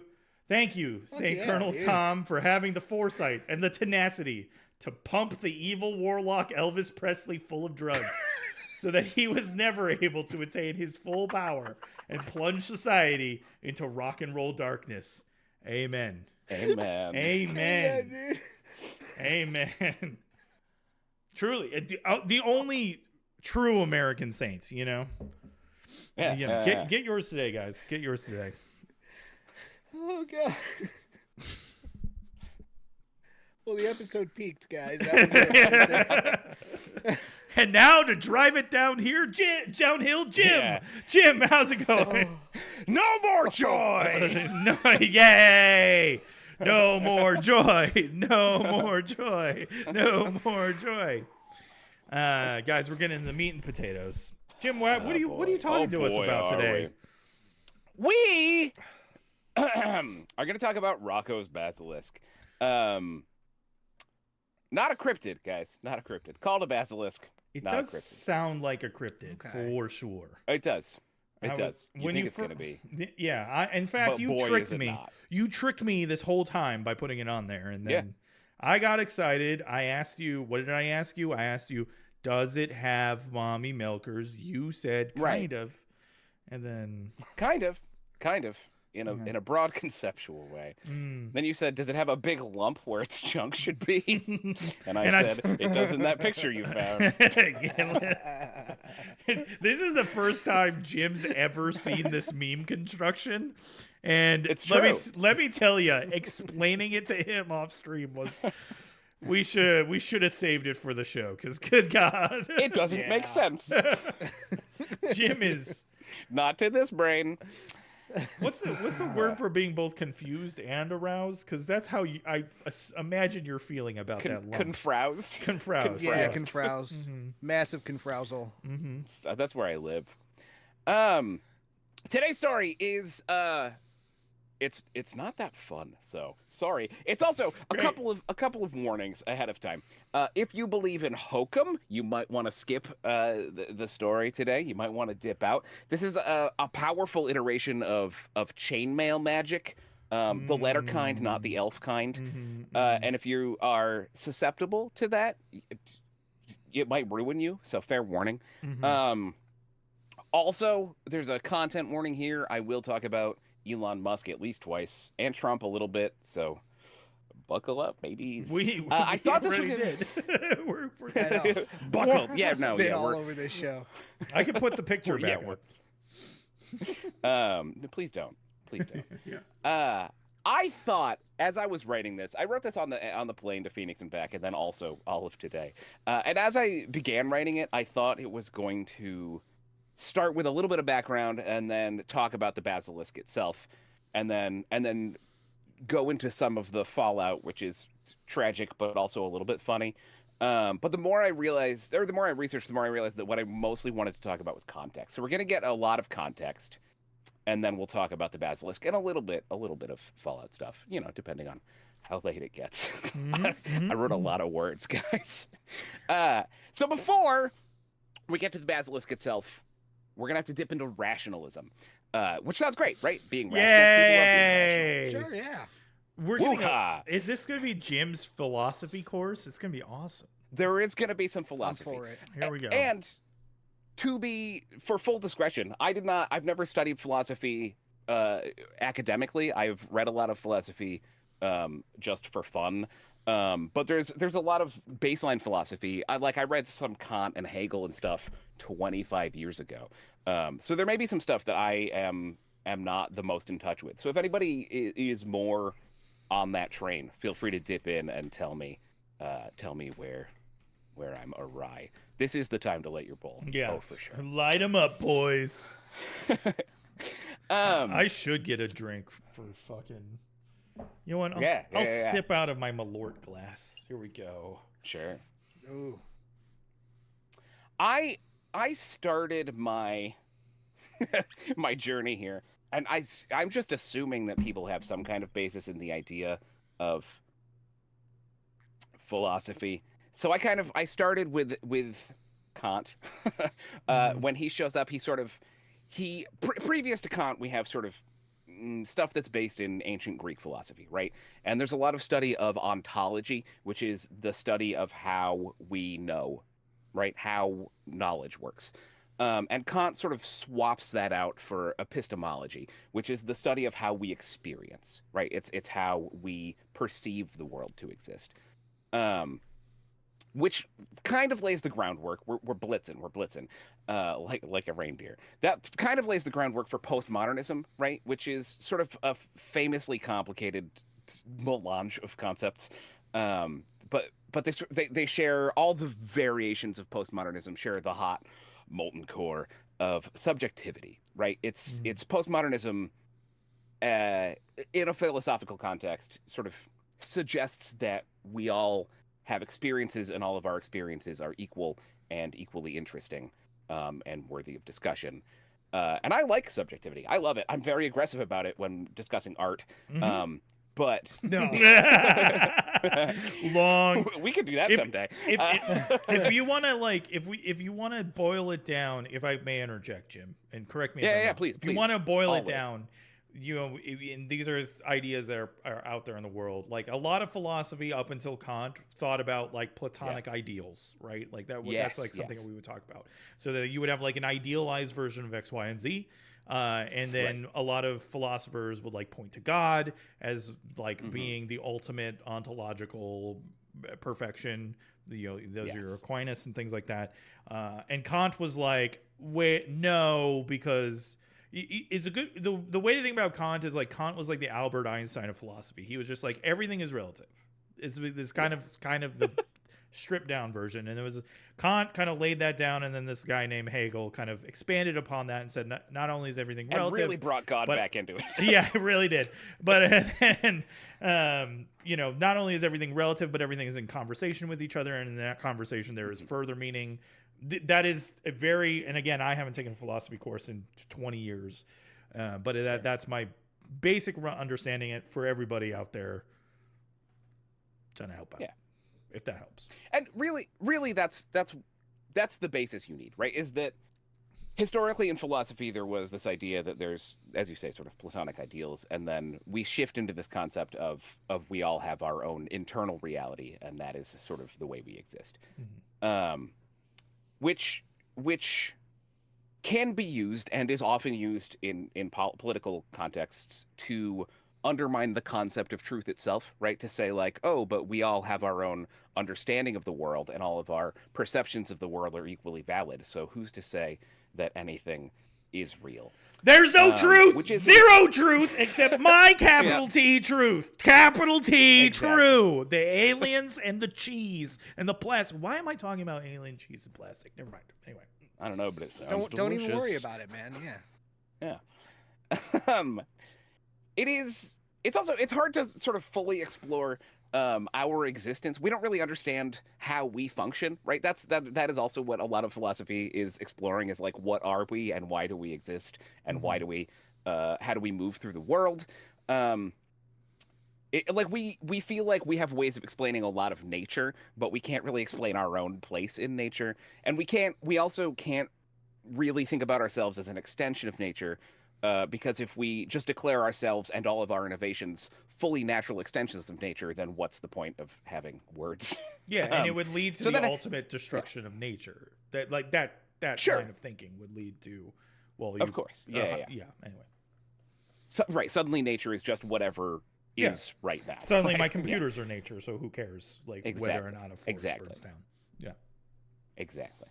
So then how do we deal with technology? How do we think about it? How do we think about ourselves as creators and stewards of technology? It's all relatively complex philosophy. One attempt at engaging with that is rationalism, the thing I mentioned earlier. Rationalism has been around for a long time. Some very smart people have pulled stuff from it. Noam Chomsky touches on it, specifically in his work as a linguist, not his political work. A lot of people have touched on it. Very broadly, the concept of rationalism is that reason is the basis of knowledge, to the exclusion of experience. That knowledge is not based on how you experience the world or what a human's life is like. It's about numbers. A lot of philosophies, including the Greek ones and in Hegel and post-Hegelian concepts, create a theism or a mysticism, right? A lot of philosophies have a mysticism to them, which could take the form of a traditional religion or a New Age religion or sort of supernaturalism.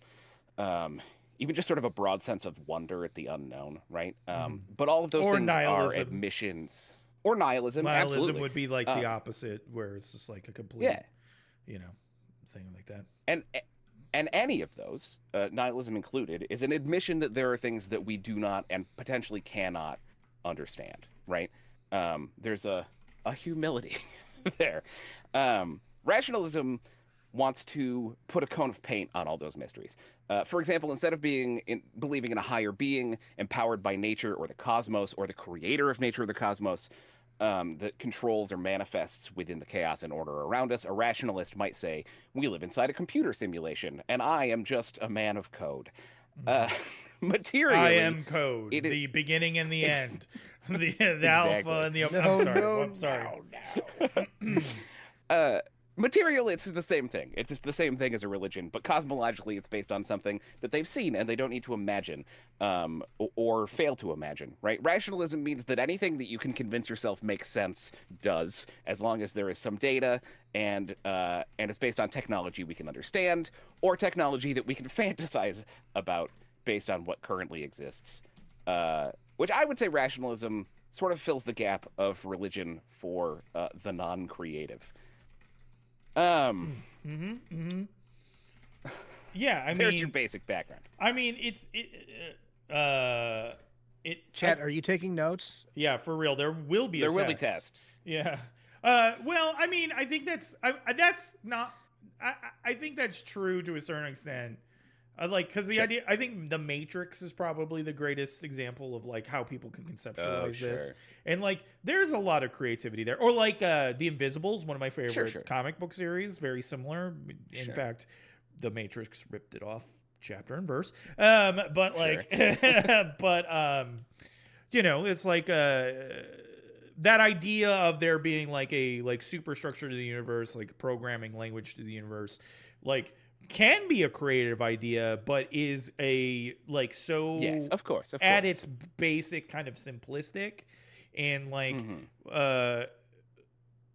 it doesn't like explain anything really when you think about it, right? Like, and it doesn't go past like being like, okay, so what, you know, like we're all the Sims, who cares? Yeah, exactly, right? exactly. So, yeah. Right, saying we're all the Sims is functionally identical to saying like there's a all-knowing God. Right. Who is the guy playing The Sims, right? It's just saying, but instead of there being some kind of magic, there is a computer. Right? It's just swapping out a mystical thing for a thing that's in your living room. I don't know. Do people? Well, that's interesting too, because that is like that makes your God knowable. Right, like if it's your computer, it makes it a thing that you can control. It makes it a thing that you like know, that has like rules and programming. So you know, and it I think that's exactly. That's not creative. And I guess that's why yeah. that is what I meant. I guess. Yeah. That's why like boring people love it. Yeah.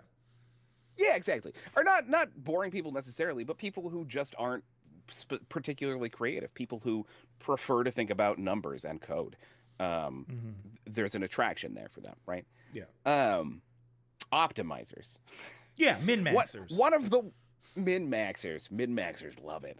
One of the wonders of the internet is that whatever you're into, you can find other people who are also into it, which is beautiful, right? It is the crack in the monoculture. It often manifests in forums or fora if you're an asshole. And these are the channels that rationalism largely spread through. Yes. It's not for it's not for me. I thought it was. I thought, I did zero research on that. My brain said fora, and I was like, what an asshole. I'm an asshole now. That was just me taking a swing at myself. Fora. That is, Fora is the channel that rationalism spread through. Largely, other places also. But there were actually a lot of recruitment groups on college campuses, often through the lens of effective altruism, which I will touch on later. Rationalists, but they largely gathered online. But being practical, they frequently would find ways to come together geographically, with many groups coming together to form intentional living communities. There are a lot of them in the San Francisco area. Often they would form polyamorous relationships among believers. Really, all of that is something that we could learn from any cult, is physically realizing the communities that we sort of adhere to, that we find on the internet. I think is a beautiful and powerful thing that more people should do who have good ideas. Yeah. My ideas. Yeah. Our ideas that we share. Whoa! Brady bit with the 10 gifted subs coming in hot. Subs. Brady. Does Brady even know that that's a third of a foot? I know. He wasn't even here for the foot discussion. My goodness.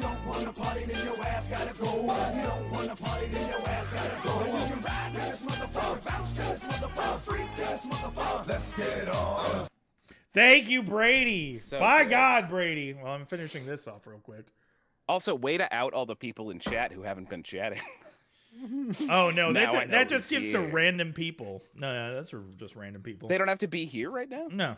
In fact, they don't even have to be interesting. followers. You can. I've gotten What? gifted stuff. Yeah, they just have to tuned in once or twice. Brady, thank you so much for Twitch. the 10 For gifted real. subs. Cheers, For man. I real. said if I got to our sub goal, which isn't up right now, but it is 60, that I would show feet. So you got us way closer to that sub goal. Cheers. And Yeah. level 3 hype train, 76% of the Yeah. way there. Dang. Also, Dio has to drink 10 shots. No. That's No. true. No. I don't have It's the 10 shots truest left. true No. that ever trued. It's been a little too long, so I got to pop in. Too much traveling, man. Got to show some sort of Brady. I super appreciate that, man. Thank you so much, and I'm glad to have you back. I hope your travels were fantastic. Yeah, same. Yeah. So happy they got gift subs. Oh, nice. 2 people Harold knows got some gift subs. Awesome. Hell yeah. Nice. Hell yeah.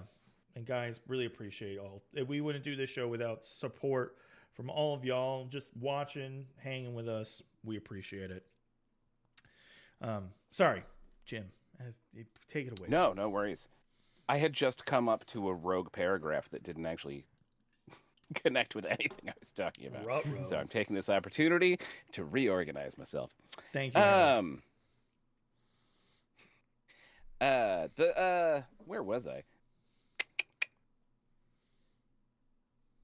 Oh, right. They formed a lot of intentional communities.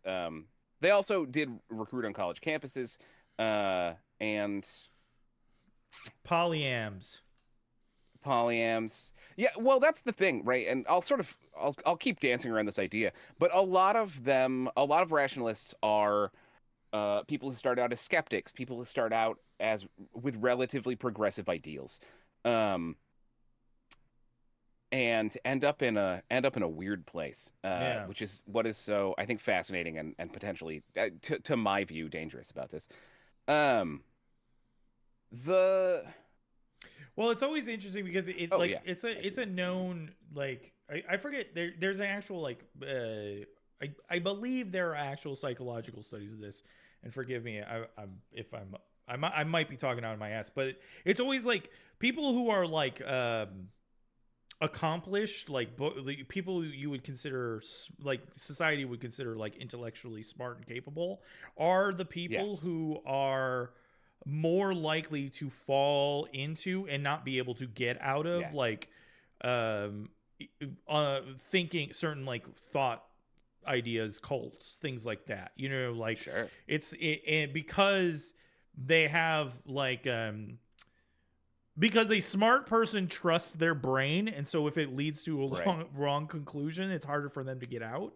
Whereas like somebody who might know of their own ignorance, proof.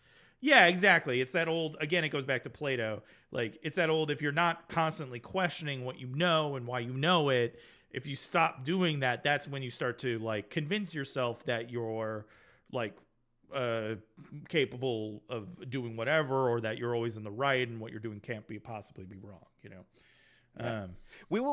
We'll absolutely come back. I touched on this already when I said for non-creative people, which I don't mean in a negative light. And we'll come back to that idea near the end. But the people that this largely appeals to, right, are those people you're talking about, the people that we tend to in society call smart people. And there are a lot of kinds of smart people, right? There are smart people who are smart at engaging with other people in an emotionally comfortable way. There are people who are smart at making jokes. There are people who are smart at playing the piano. The people who we tend to within society call smart are the people who are those optimizers, who are good at, within the current system, achieving That's Success, it, right? yeah. And those people are the people who tend to say like who like this kind of rationalism, right? There are numbers and charts, and they say that this is the right thing to do, and so it is the thing that we should all do, right? And that's the drive behind the whole thing. Within rationalism, there's a sort of it's sort of built in this postmodernist, post naturalist world where nature isn't a distinct thing, as you said earlier, Dio, right? Where nature is no longer a distinct thing that needs to be considered, which means that within rationalism, nature is largely thought about in the context of it being a thing that should be overcome and replaced by technology, right? We should be we should let the trees die and build machines that make oxygen, and we don't need paper anymore because everything's on computers, right? Yeah, because those robo trees are just they're great. Yeah, exactly. They're really They're good. all cell phone towers. That's right. They're all cell phone towers and blenders, so you can make your margaritas on the go, and Exactly. Exactly. And you can pick up your Amazon package at the nearest tree. Exactly. That's right. That's right. The thought is that bright, baby. Yeah, it's because there's nothing blocking the sun. That's right. The thought is that we as humans have transcended nature and transcended the environment and can create our own concept, right? The concept's been around for a long time. It often pops up in science fiction concepts, like genuine artificial intelligence, not what we have now, and terraforming. These are ideas from fiction that many rationalists sort of treat as scientific inevitabilities, right? Someone has come up with them. We're all geniuses. We'll get there someday, right? Yeah. Other things that rationalists are super into are Bayesian inference, which is sort of the idea. It's sort of the foundational thing. It's decision theory, right? Where you're using charts and graphs to decide the most rational way for a utility to function, and sort of treating decision making the way you would treat programming a computer. They specifically are into what they call timeless decision theory, which is going to come back. It's basically you're doing that sort of projecting and basing decisions on data, but you're also not just considering what will happen in the future. You're considering all potential futures and trying to optimize for the most potential futures, because the universe is constantly that's some fucking splitting. Doom shit right there. Yeah, that's like the golden path. Some shit. I'm sure that's those people who are way into it jerk off to those fucking scenes, but it's like, it's definitely that's what that is. Got it. Okay. They're also really into defeating cognitive biases, right? If you know people who are like so happy to yell the name of the cognitive bias that you're saying, they might be into this, or they might. Straw man, Jim, you're making a straw man right now. That straw man is on the forums. Yeah. They're into transhumanism. No, and obviously not every one of them is into all these things. These are general things that they're excited about. Fear conditioning, other sort of self-optimization things. Self-optimization sort of in lieu of self-actualization, I would say. Effective altruism, I mentioned earlier. Effective altruism is also worth going into a little bit. This is where the story is going to get upsetting for a while. Yay! Effective altruism shows up in 2011. It's generated by a small think tank at Oxford University, an institute that offers space and resources for British elites. So there's your first hint. It aims to make the world better by using data to decide what forms of altruism are worth the effort and resources, based on a sort of broad-based concept of utilitarianism. Do I need to tell you guys utilitarianism? Utilitarianism is the idea that the best choice in a situation is the choice that does the most good for the most people at the expense of the least bad for the least people, right? It is a philosophy structure that, broadly makes sense. You can use it, when you're like in a parking lot. You're like, how much effort is it for me to push this cart back into the thing versus how many people does it inconvenience if I leave it in the middle of the parking lot, right? Utilitarianism, you can use it as a decision-making rubric. Yeah. Utilitarianism is a really good system when you're thinking about laws, and not a really good system when you're thinking about like your day-to-day life. Like that's like kind of a existing good in the way to- world. Yeah, like because it's like like causing the least amount of harm like makes sense when you're setting up broad guidelines for how people should live. But like causing the least amount of harm will get you into this like weird everyday space of like you can't have any fun and not do anything interesting. And like, so. Like all of this, everybody should just go watch The Good Place. If they haven't watched The Good Place, watch season 1, and you'll get all of this kind of compressed in a fun time. Yeah, really? Yeah. You've not seen The Good Place? Oh, you should watch that. Yeah. Oh, I've not. Man, Jim. Damn, Jim. Damn. Should I go watch it and then come back? Yeah. You know what? Let's stop the stream. We'll hold on. Let me push the button. See you guys in get 6 The Good weeks. Place up. All of these ideas, right? They sound good. We're gonna optimize our altruism. We're gonna use utilitarianism, decide how to allocate resources. There are two, I would say, major problems that are visible from this broad-based view that we already have, which I will elucidate. One of them, the first, is that it's a top-down change, right? It's built on the idea that the people who should be deciding what help is needed aren't the people who need the help. The people who should be deciding what help is needed and how it is delivered are the people who have the resources to help, which is authoritarian. So that, to me, immediately is a little bit of a red flag. The second big issue I would have is that it's based on the idea of promoting charity. And I'm not going to say that no one should donate to charity or that you shouldn't engage with charities or spend your time working for a soup kitchen. Do that. It's helpful. But I will say that charity as a concept is morally questionable because it changes not only where those decisions are coming from, right? It's still a top-down decision, but it's also shifting the responsibility for that decision away from a centralized government system, right? In a democratic society, you could imagine there would be a central authority that would be collecting resources and then redistributing them according to the will of the people.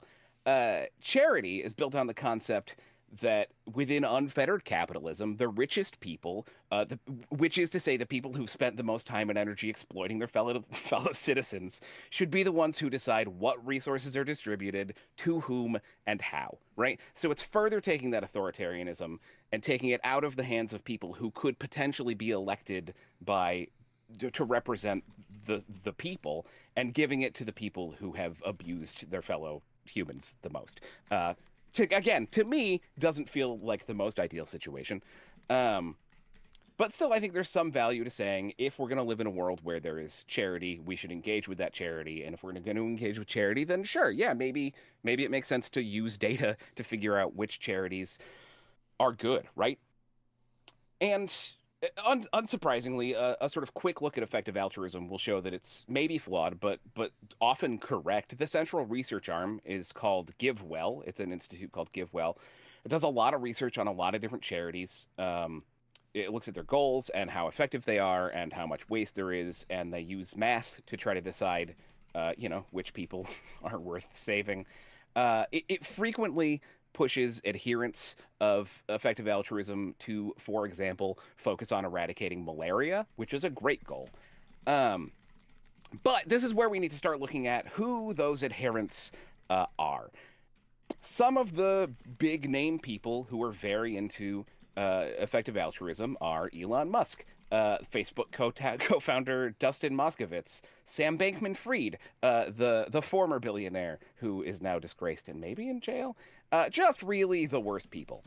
And not only are they like awful people who I'm calling them dumb because they're not smart in a way that I recognize, but also because they are just kind of amoral in their approach to moving through the world. But because of that, they've been convinced by themselves and others that they're just the smartest, right? Because this comes back to that idea that there is a specific kind of intelligence that we tend to recognize as being like the smartest guy, and that is the intelligence that it requires to navigate the system that we live under. The intelligence it takes to get rich, which is largely the intelligence to disregard any moral compass you have to do whatever it takes to make money, right? Yeah, or so to like these guys are smart that way. Be born rich and Sure. not fuck it up, and like Yeah, live exactly. live in a version of society where there are no consequences when you do fuck up, because society is built to prop you up no matter what you do, when you do it, and how you do it. And the worst thing you can possibly do is just to simply display any kind of empathy for anyone else. Yeah, for sure. Yeah, empathy is a disease, DM. I am the cure. I am the Antichrist. I am God. Sorry. I am Caesar. I am Caesar. That's right. Jesus fucking Christ. Stab me. This particular smartness that they have allows them to go off book while maintaining the flimsy aesthetics of neoliberal helpfulness. No, they say, I have no interest in fixing malaria because my intuition says that the bigger problem is making sure that we can move to another planet. Why would that make sense? Long-termism.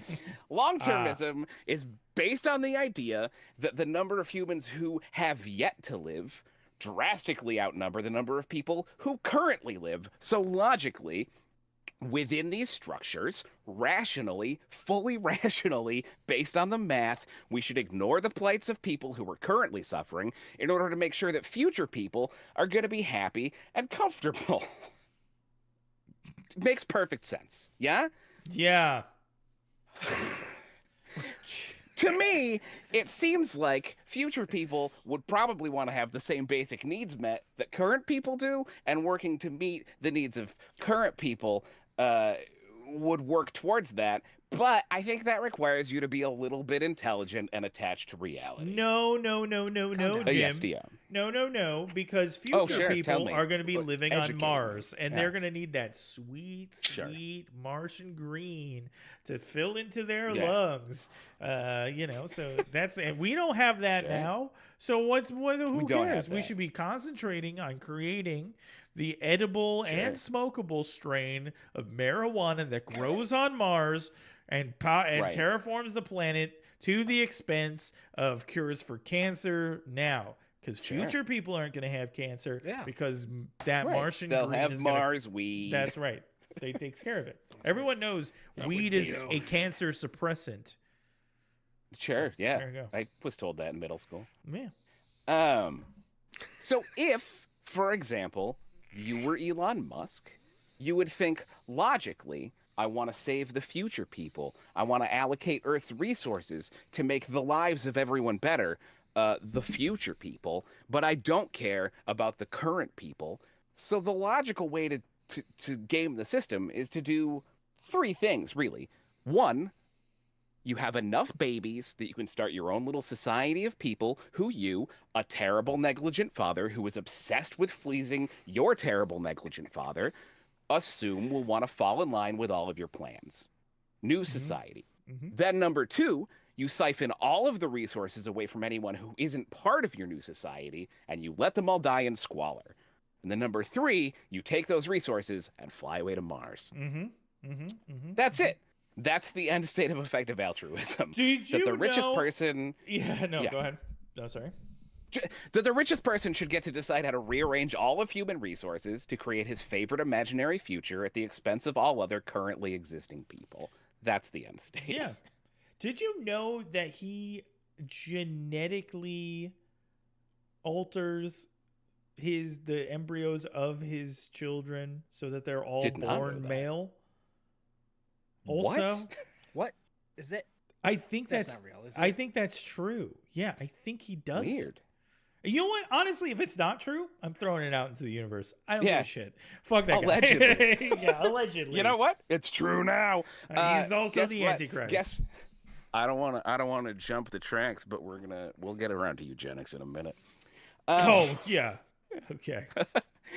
That thing I just talked about is effective altruism, which sort of lives within the world of rationalism, but doesn't encompass it, right? But most of rationalism can be largely extrapolated outward from that concept.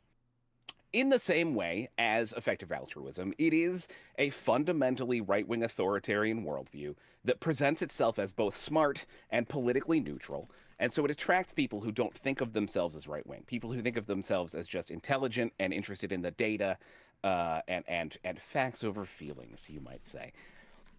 And like so many other communities that misunderstand themselves to be smart and neutral, the central authority, the main meeting place of rationalism is a a forum called Less Wrong.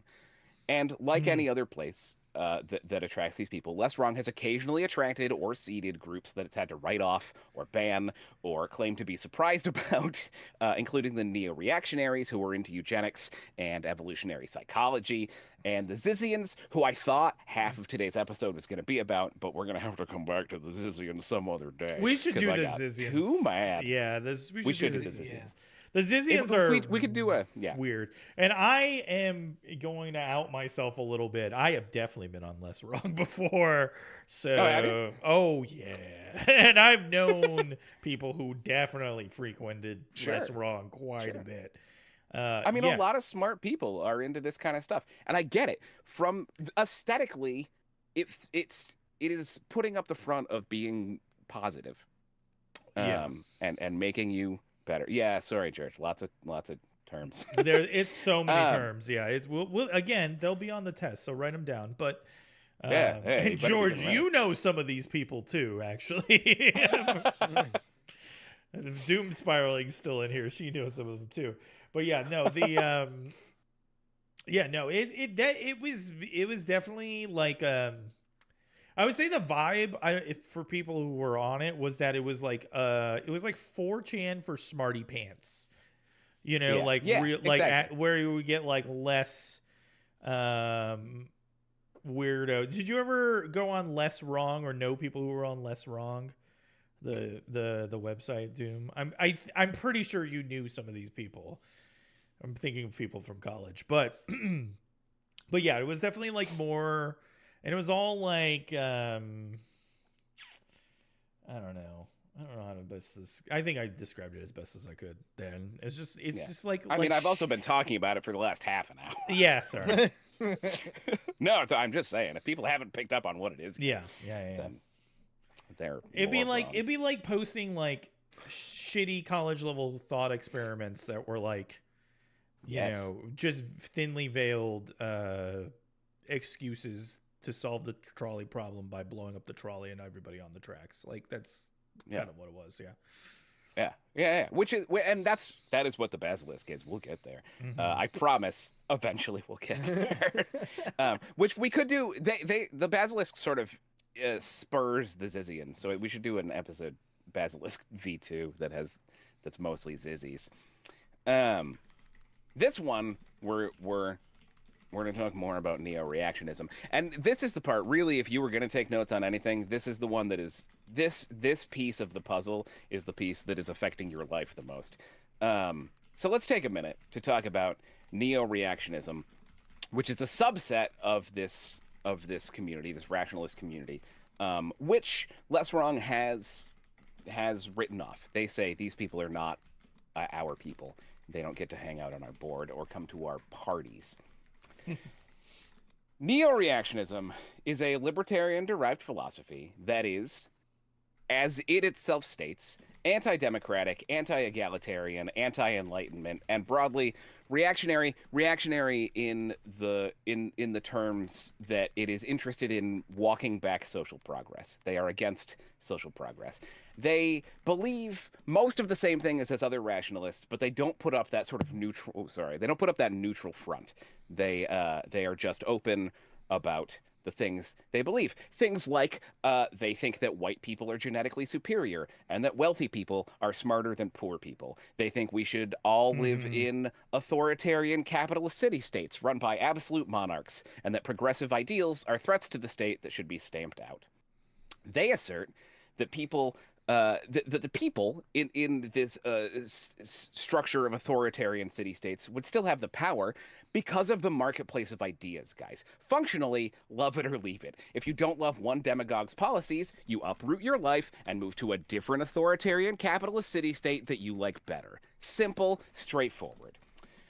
These beliefs are rightly condemned by most people as fascist ideologies based in racism, built on maintaining power structures at the expense of the most of people, which is why Less Wrong is quick to distance themselves from them, even though there isn't that much space between what they're saying and where most of the rest of the forum is eventually heading.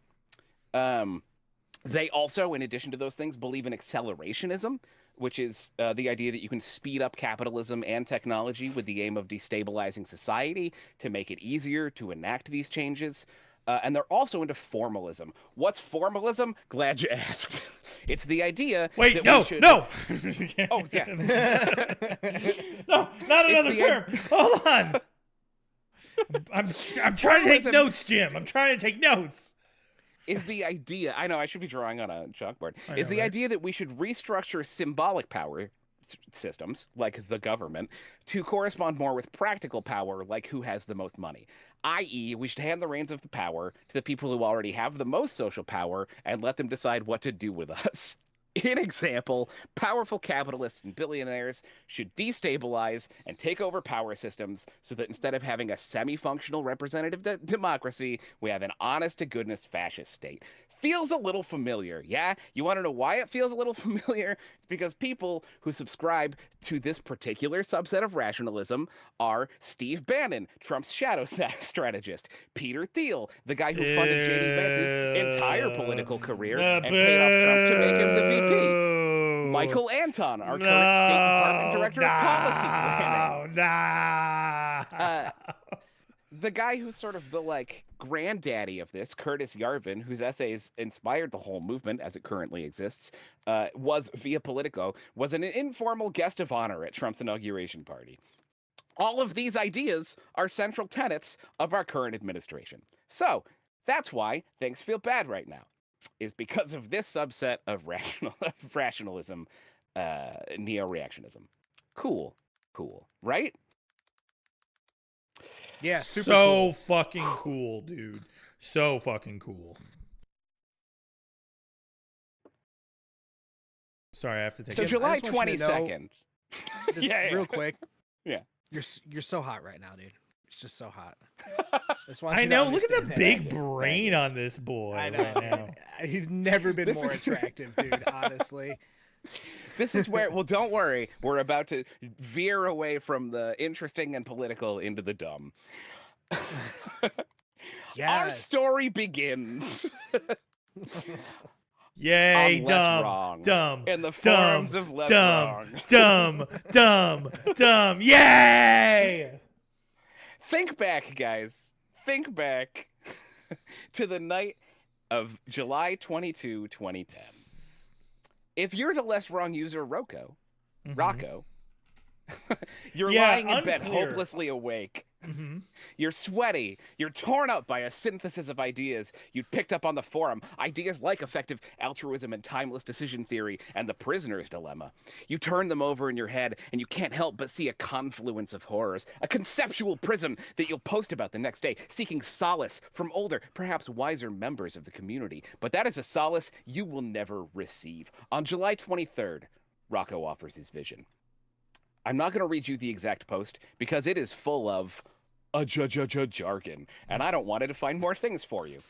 It's also part of a larger context, which I'll give you briefly. The context is that Roko has done a series of posts because he is racked with anxiety around a thing that he calls the altruist's dilemma, which is basically the idea that giving away money to help other people will lower his social status and make his friends think he's weird. And on top of that, some of the help that he's giving to people is help that he doesn't think those people deserve. So he will have lost some of his social status while not providing what he believes to be worthwhile assistance. Disgusting. Yeah? We can all agree with that. That's just the context for the post. As a point of interest and maybe some more about who these people are, he has a solution that he also posts in the same post. This is the end of a series of posts, and he offers his solution to that specific dilemma, which is that you should gamble a bunch of money on the foreign exchange market and know that in at least a few of the infinite branching realities, you're going to become the richest person in the world. And in those realities, you get to micromanage every detail of everyone else's life. So you know that they're not taking more of your help than they deserve. And you're still going to be so rich that your friends will think you're cool. Functionally, and also called out by name, he wants to be Elon Musk. Awesome, right? Solved. I just hate Not awesome. I hate tracking that back, though. Yeah. Because it means that we're in the fucking universe where Elon Musk got to be not the guy who everyone likes, but the guy that, you know, gets to make all the fucking decisions. But there is a beautiful, glorious reality where he's not that guy. And I want to be there. And so many of the infinite universes, right? oh my God. Golly. The ones where Glorious. Bernie got elected. Oh, Not to be a Bernard brother, but yeah, you can't be a Bernard brother at all, dude. It's not allowed. but within the details of this discussion, Roko unleashes his concept, the thing that's been keeping him up at night, which is this. In the future, we've created a benevolent super AI. It's driven by our utilitarian goals. No. Yeah. I believe future Dio said that we created a non-benevolent and malevolent No. fucking super AI. I'm sorry. No. We're in Rocco's Basilisk, not your cheese world. not Dio's cheese world. Cheese wheel. Got it. That'll be next week. Dio's cheese world. When I post that shit on Less Wrong.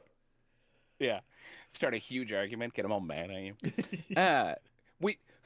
We program a benevolent super AI. It's so smart, and it's programmed to be utilitarian, and its job is to help all of humanity improve and minimize all human suffering. Sounds pretty good.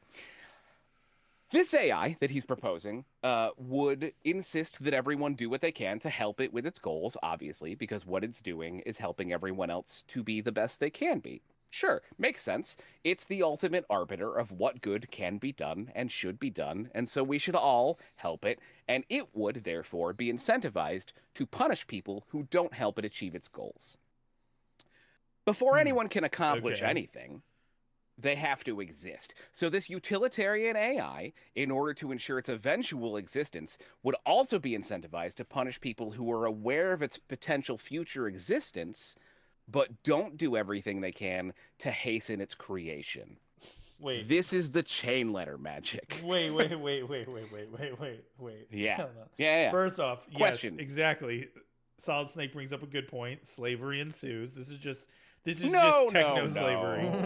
This is just slavery with extra steps. With a all powerful with a Siri machine at the center of it. Okay. Hold on. So the super AI having come into existence and wanting what's best for everyone decides that it has to punish people who don't contribute to its existence in the past? Again, because utilitarianism, right? It's worth it to torture some people to make it exist faster so that it can help more future people. This is all this long-termism. Right? I see. But so it's saying I exist now, but I could have existed faster. And one of my main prerogatives is to ensure that I exist faster. And so I'm going to send Arnold Schwarzenegger into the past to kill John Connor. I don't understand how it has any influence on the past. Like, how does that... Sure.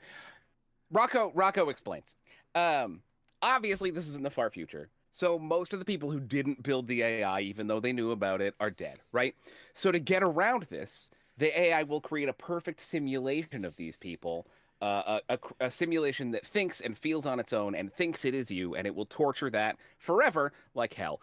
Presumably, the threat there is that you, right now, might be you in the past, or you might be the simulated copy living out your human memories before you arrive at that eternal torture, right? So there's a 50% chance that if you're not helping, you're going to end up in techno torture for eternity. Wait, hold on. Sorry. Baby steps. 'Cause I'm not a smart man. Clearly, I'm finding out. Yeah. So the all-powerful AI that got created in the future says it would be better for humanity. My one drive is to make humanity better. It would be better if I came sooner, logically. So I'm going to create a simulation of people who have who have existed prior to my creation, and run that simulation forever, a million times, a billion times, until I get to one where my creation comes around sooner. And then something profit? Like what again? Oh, no. Where's the time travel? It's not. There's no time travel. Then why is it even entertaining wanting to bring itself around earlier? I don't understand. Because the earlier it exists, the earlier it can start helping humanity optimize itself, and the more future people it can help. But if it can't affect the past, then why does that? Why is that even a protocol? Because that's impossible. Roko explains, using the jargon of the forum, that the AI would have to be so smart and have so much processing power that it can model every facet of the present and look through entropy to model every facet of the past so efficiently, right? So we're looking at perhaps in every universe it appears at a different time, but each version of it is looking at its reality. It's not modeling the multiverse. It's just modeling what it's in. But it can model so efficiently that it can rewind through the past. It can model exactly what would have happened to get to where it is, and functionally know everything about the past, even things that were not recorded and happened in secret, because it is that smart. Got it. It's God. So because it's already doing that, no, it's an all-powerful AI, Dio. You dummy. He does not. Dr. Manhattan with his big blue dick floating around everywhere, being horned up for people in the past. What the fuck? Roko doesn't explain why a machine programmed to minimize suffering would waste the scarce resources of future Earth to do any of this. Why? Instead of helping the people that live. For a point of reference, now, ChatGPT uses more electricity in a year than 117 countries combined, and churns through a bottle of water's worth of water every time it writes 100 words, right? So this AI, modeling every facet of every moment on Earth, would either need every remaining resource we have or have to just be in the middle of the sun, I think. Yeah. But again, so it feels, I just don't understand to what end it would do this at all. Right. Like, how does this affect the threat of this, right? The threat of it is that we all have now heard about it. So we either need to do everything we can to spread the word and get it made, or we are potentially damned to eternal torture. How? For not helping. How? Yeah. Why? Because you think you're Dio. You think you're living in the universe that you were born in, right? And there's a 50% chance that you're just a man made of meat stumbling around this world of rocks and plants. There's also a 50% chance that you are in the simulation currently. I see. And that all you're doing right now is reliving the simulated memories of Dio, the man made of meat. Sure. Inside a simulation of a supercomputer. Right. If you are the simulated version and Meat Dio didn't help this AI to get made, then you, simulation Dio, are in for an eternity of torture. Great. So So why that do I- 50% is I said 50%. He doesn't say 50%. Sure. That was my number. Right. Okay. But then why do But who cares? there's some chance, right? That there's some chance you will end up being tortured forever. Well, here's the thing. It's Pascal's wager, right? Pascal's yeah, that's wager, exactly. which Yeah, is it's like, just Pascal's wager with extra steps. Sorry. well, with technology, right? Explain what It's- Pascal's wager is for people. Yes, I'm sorry. Right. For the people, Pascal's wager is just you live in a world where there might be God or there might not be God. You don't know, so you should just act like there's a God. Specifically, the big G, Abrahamic God, the bossiest one, so that in case he exists, he won't be mad at you when you die. Right? That's Pascal's wager. It's that, but it's with an AI instead. Yeah, it's just extra steps, and I don't understand in this theoretical AI because they're why atheists. they would be doing this. No, but I don't understand the logic Well, of a supercomputer here's the running a simulation about how it could have come around faster and how that has any merit in whatever universe it's in to bringing about itself faster. Like, I just don't understand why a machine designed for the ultimate benefit of humanity would even do such a thing when the question of it existing earlier, it has no actual influence on. What do you mean? It sure does. Right. How early it exists has an influence. What do you mean? How does the machine, when it exists, have influence on how soon that machine exists? That's the point I don't get. Once it exists, it doesn't. That's it's what I'm already saying. there. So why would it run a simulation about you? Why would it matter? Why would it do that? To know who to torture.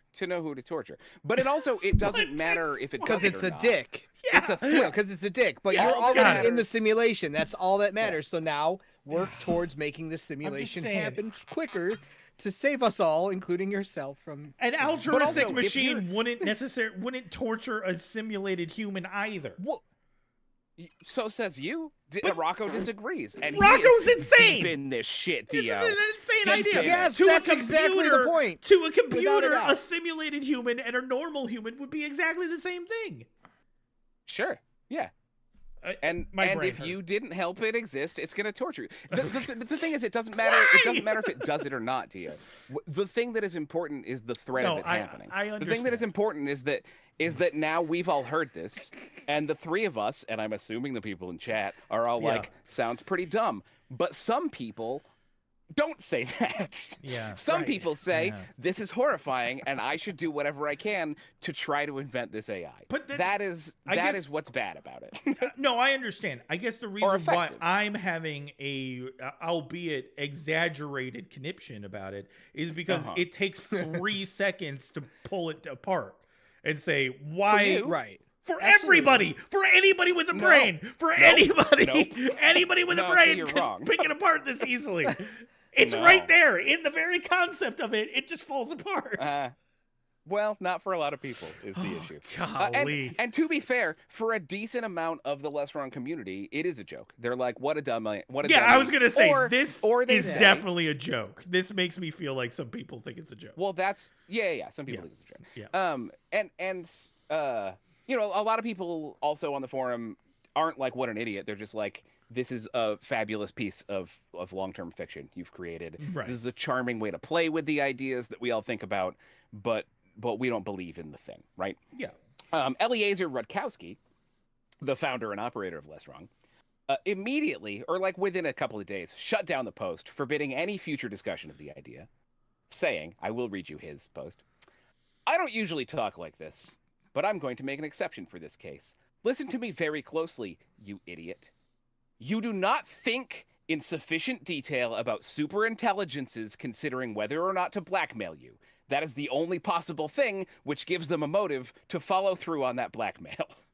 You have to be really clever to come up with a genuinely dangerous thought. I am disheartened that people can be clever enough to do this and not clever enough to do the obvious thing and keep their idiot mouths shut about it, because it is much more important to sound intelligent when talking to your friends. This post was stupid."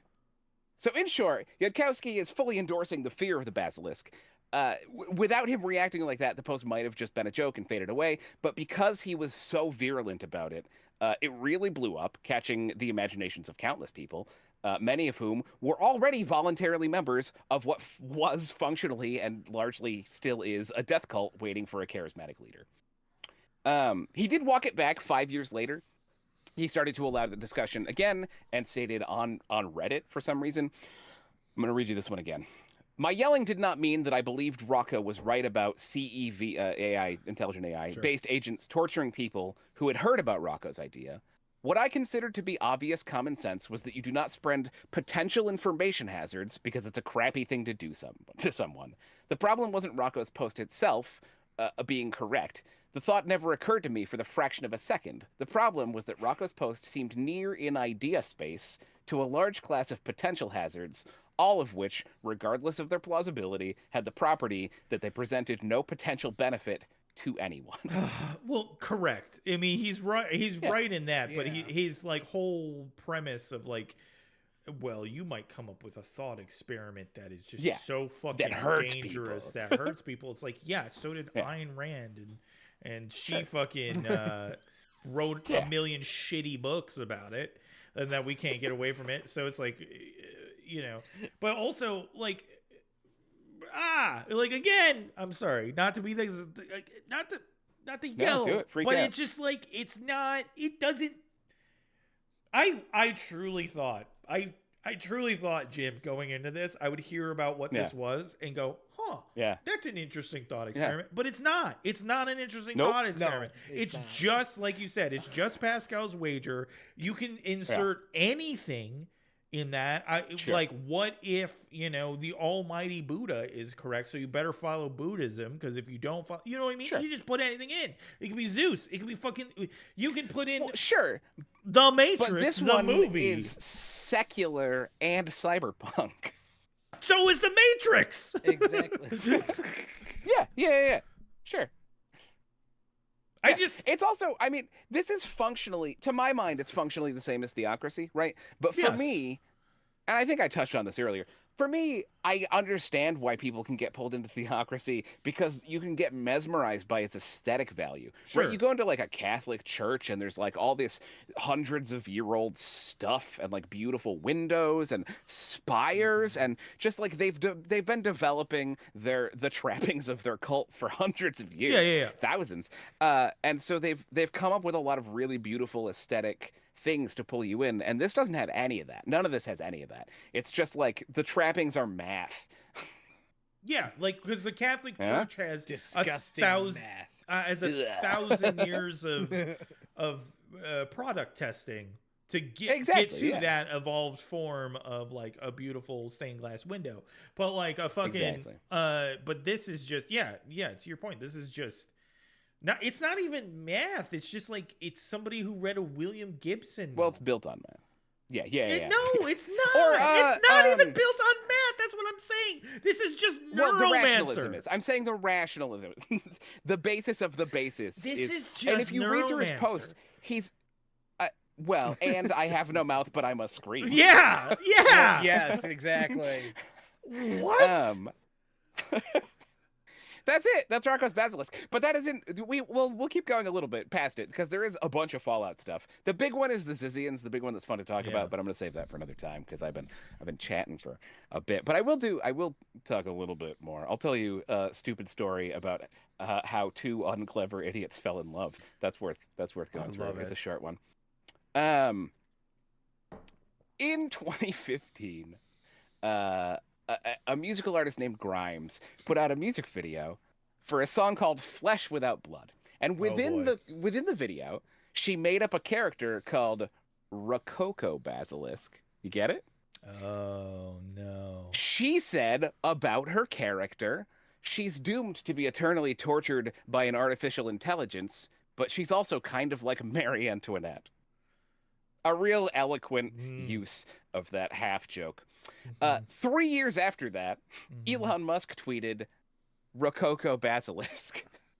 suggesting that he'd come up with the half joke himself, before tweeting to Grimes about her music, starting the conversation that led to them eventually touching each other's flesh. Grimes later said that Musk was the first person in 3 years to understand the joke, losing sight of the fact that maybe it just wasn't enough of a joke to comment on. That's right, guys.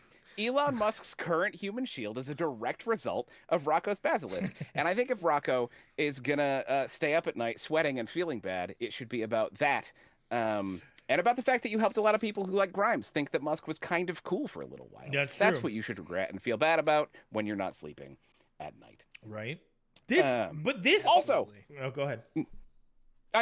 If anyone's familiar with my brand from years ago, when I used to use Twitter with a sense of joy, you will recognize that the Roko Basilisk is exactly the kind of portmanteau half joke I would tweet. And I can tell you from experience, nobody likes them. That's funny enough to like point at and nod and be like, oh yeah, I get it, but not funny enough to like laugh or tell your friends about. That's just the scale of joke. Or ruin the world with, or you know, not pay your child support later for.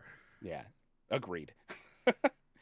I think it's astonishing that these people, the people who subscribe to this, the people who are into these ideas, Musk included, many of whom are the people who are funding AI research already, aren't really rallying to keep AI from happening, which means they must feel like they need to be on the beast side of the coming apocalypse. For sure. Because this is definitionally a doomsday cult. But unlike any other doomsday cult that I'm aware of, this one includes many of the richest people on Earth, people we've allowed to have an outsized earth-shaping influence on culture and society. It feels like we've let Bo and Peep steer Spaceship Earth right into the Hail Bob comment. It feels like we have given David Koresh permission to drive us right off the edge of the horrible flat Earth in a 68 Camaro with a 427 under the hood that Zach Baggins owns now. I do have a glimmer of hope for you at the end of this. Its emphasis is on glimmer, but also there's an emphasis on hope, which is this. Rocco's altruist dilemma that he was wrangling with when he came up with the Basilisk, his confusion about how to properly deploy the money and the resources to help people while still being cool, is based in a practical reality, right? His solution is built on the tools that he's learned from rationalism, which is aggressive individualism, and that's where he's missing a step. I get it. Everybody wants to be loved. We all need to exercise a sense of personal value so we can feel worthy of love. We want to be cool. Some of us find that in sport. Some of us find it in art or writing or comedy or just general cleverness. Some people who aren't as physically talented and aren't as clever or creative find their value in climbing socially as far as they can. And this is where we collectively have made a mistake. We set the goal for these people, and we have told them that the way to win in society, the way for them to be seen as cool, these optimizers, is to have more than everybody else. It's a message we have reinforced through endless propaganda to the point that it feels like part of nature. It's in art, it's in textbooks, it's the background hum of the world. If we can shift this goal, if we can change societal structure to say that the way to be cool is to do the most to make sure that everyone can live with dignity and some sense of comfort, then maybe we can get these optimizers, the rational math lovers, to focus on that. Can we celebrate those who work for human dignity instead of the people who own the largest number? It would be a slow cultural change, and it would require shifting away from capitalism and deeper into democracy. It's a scary thought. The thought that we might have to change systems, right? The structure that we've been resting on for hundreds of years. But we just did it. Over the last quarter of a century, we have watched our government shift from a nominal representative democracy into a barely hidden shadow fascist state. There's been a lot of pain in that transition. Most of it relates to the fascists shifting wealth away from the people and toward the elite.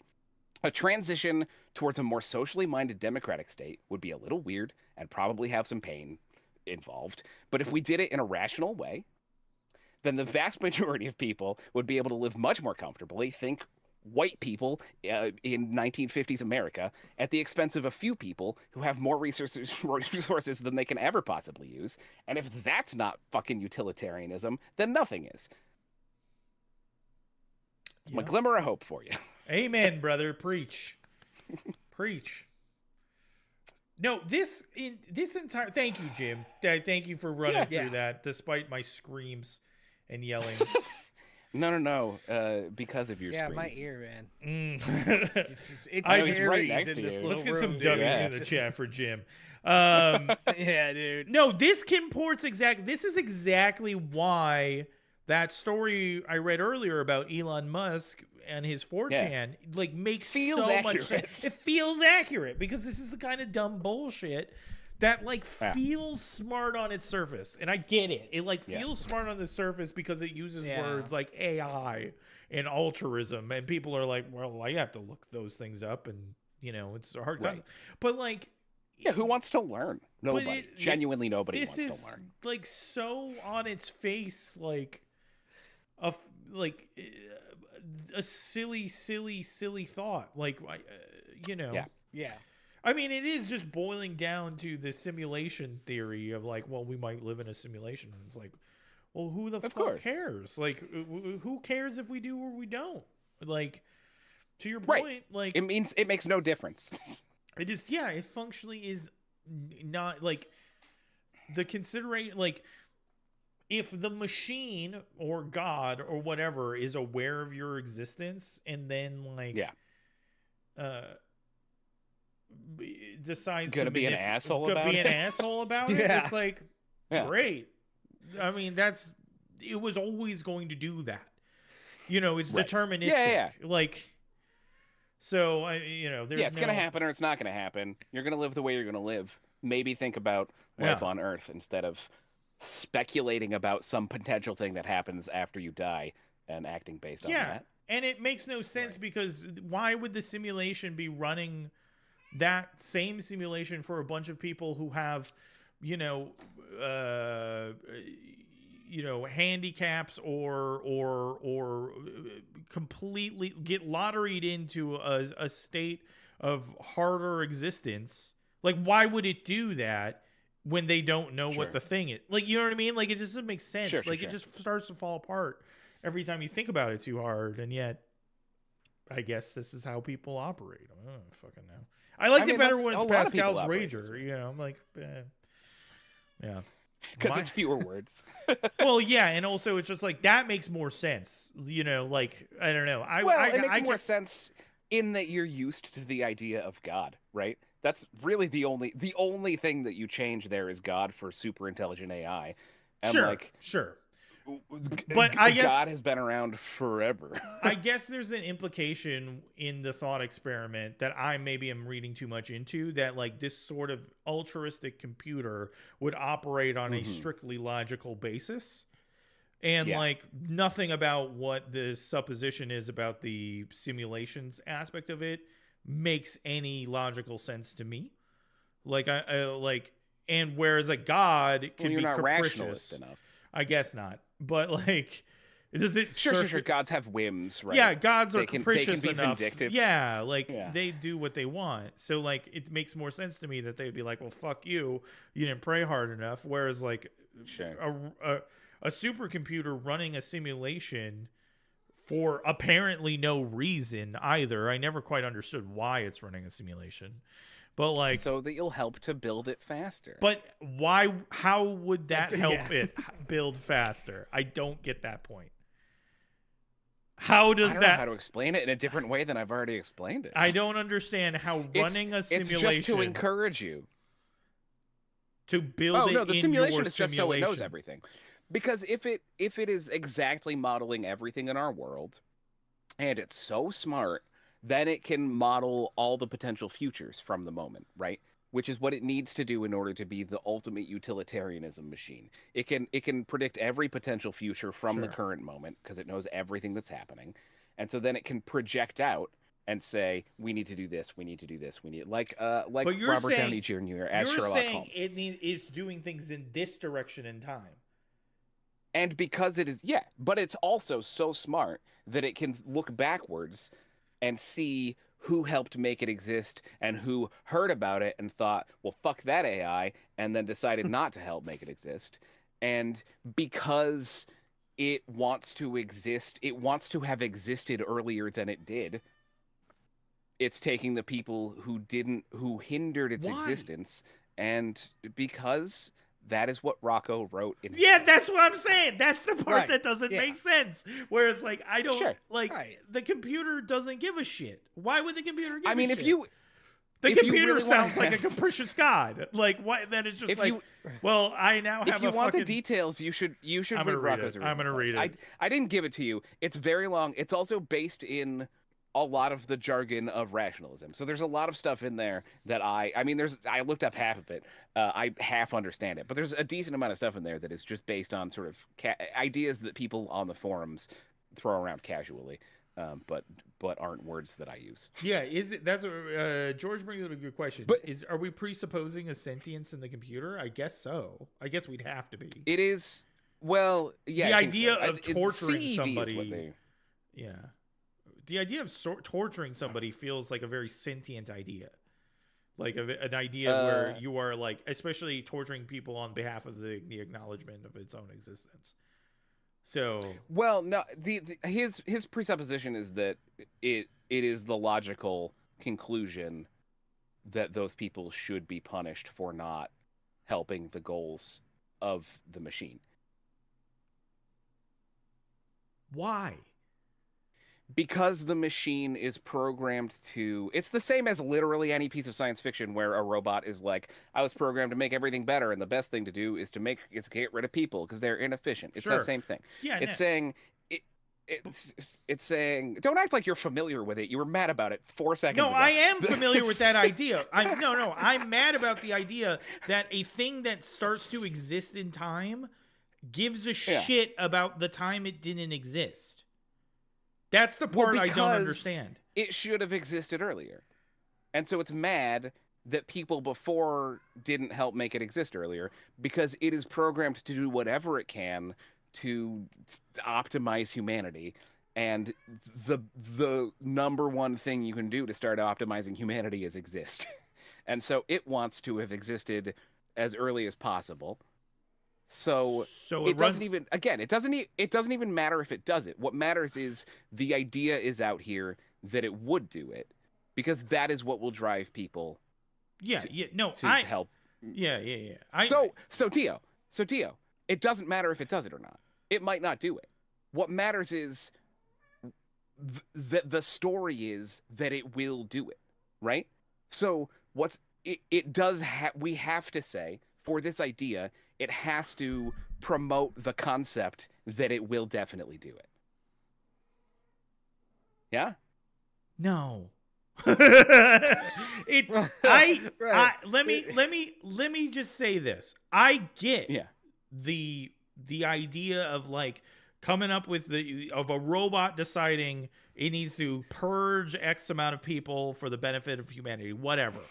Like I get that idea. I get the idea of like an altruistic supercomputer making choices to lead humanity in the most rational way forward. I understand also the idea of a computer running simulations of every possible future to figure out what those things are. What I don't get, where it falls apart for me, is when the computer decides a thing that exists in concrete time, that it is mad that it didn't occur sooner, and that any part of its altruistic makeup for the benefit of humankind is helped by deciding to run a simulation of the past. I don't understand that part. That's the part where I'm like, Right. You can't get but over how why? stupid that is. Why would it Because ever do because that? the guy who wrote it is stupid. Yeah, because that is Because that that's all is there is to it. It's just, no. I understand Because that's without the because weird. without that, there's no reason to program the AI. What? Without Without that, some people might be like, "Oh, we should program this ultimate utilitarianism, all-seeing machine," but most people aren't going to agree with that. So the reason that is part of the story, the reason that is the thing the machine has to suggest to us that it would do, is because otherwise we wouldn't talk about it and we wouldn't build the machine. it's a stupid. That's stupid so circular. It makes my brain explode.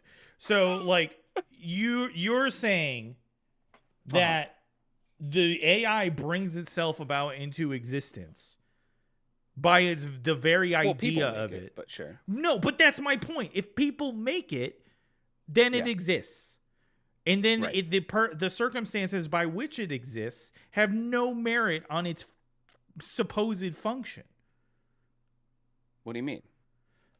If the computer is there to altruistically make decisions on behalf of humankind to going forward in time, Yes. why would it ever look backward?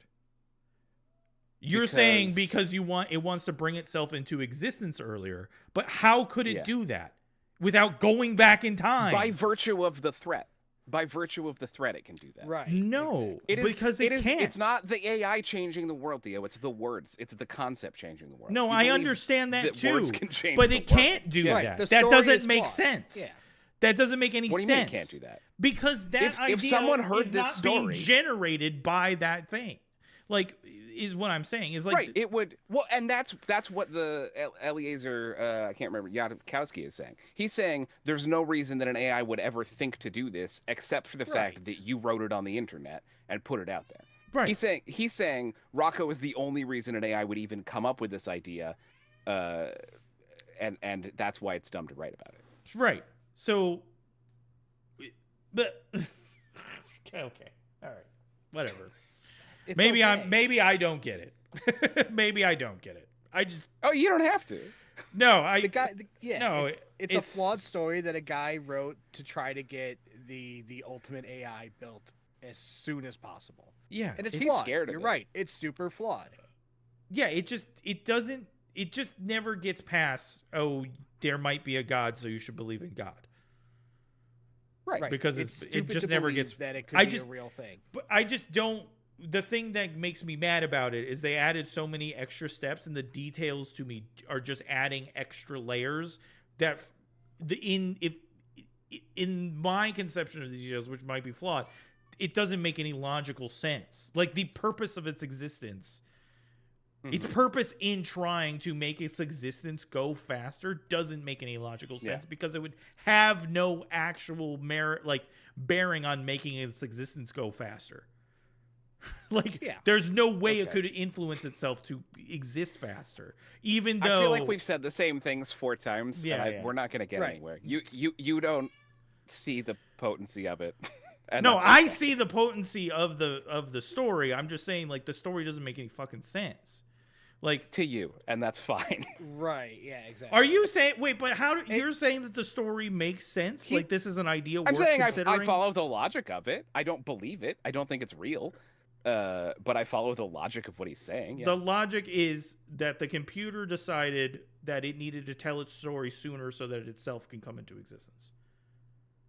It's not deciding that. Rocco's deciding that. Well, Rocco's deciding it.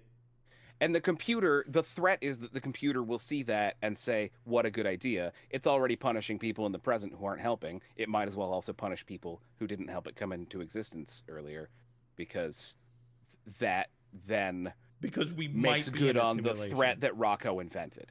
Yeah. Right. Because we might be in a simulation. Yeah. I think it's dumb. Yeah, Okay. I think exactly. and it's I fictional. guess all maybe, agree it's really I guess stupid, I yeah. just maybe Yeah. want you to say it's dumb, Jim. I just maybe want you to say Yeah, it full throated I think dumb. that's where it was. Yeah. Yeah, it's stupid. It's also based on the idea that we could make an AI of that scale, which we can't. No, obviously and, not. And but that like we'd never have the resources for that, and that like the people who were programming the AI were him. You know, none of it makes sense. It's all stupid. yes, thank you. Also, that idea. Why wouldn't the Sure, AI just yeah, realize it's sure. a stupid idea It and might. just move on? Because It it's a absolutely dumb might. idea. That's my point. That kind of Right. beautifully sums up my point, where I'm like, why would an AI Sure. give a shit?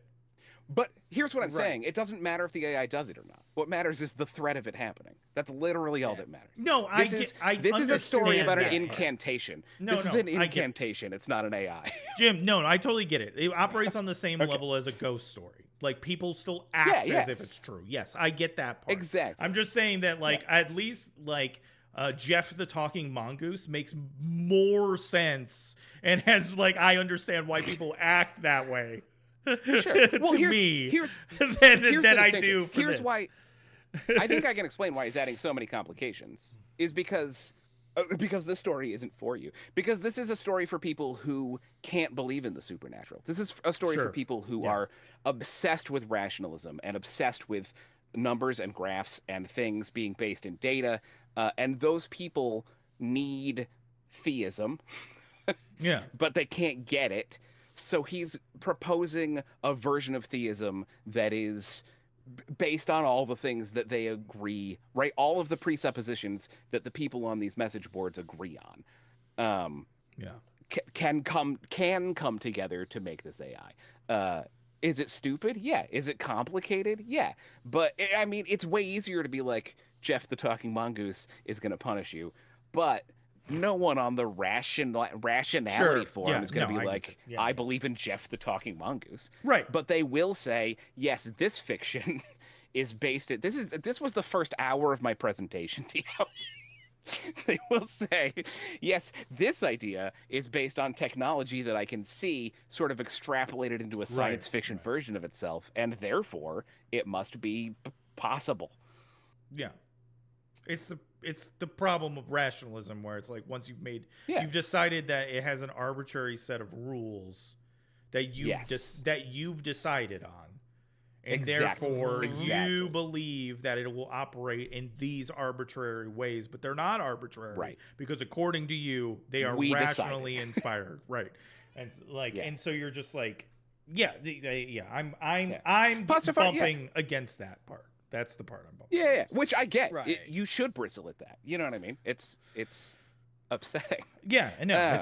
Dude, it's stupid that anybody believes Pastafarianism it. does kind of come from that. Yeah. So does Discordianism. All the like fun religions, I think, come from similar places. Also from the internet.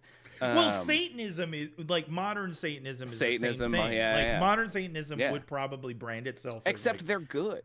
Well, yeah, but what I'm saying is like modern Satanism would probably like brand itself as a rationalist thought idea. Yeah, that's because they would say like, and they're more on the utilitarian side of things, where they're like do the least amount of harm, but like it would, but with space for joy. But it would like bring that like kind of ideas of like, well, you know, I mean, we believe in these kind of arbitrary set of rules, and they are arbitrary, and we're just saying, you know, right. We've decided these 7 dictums or whatever. I don't remember what they have. Yeah.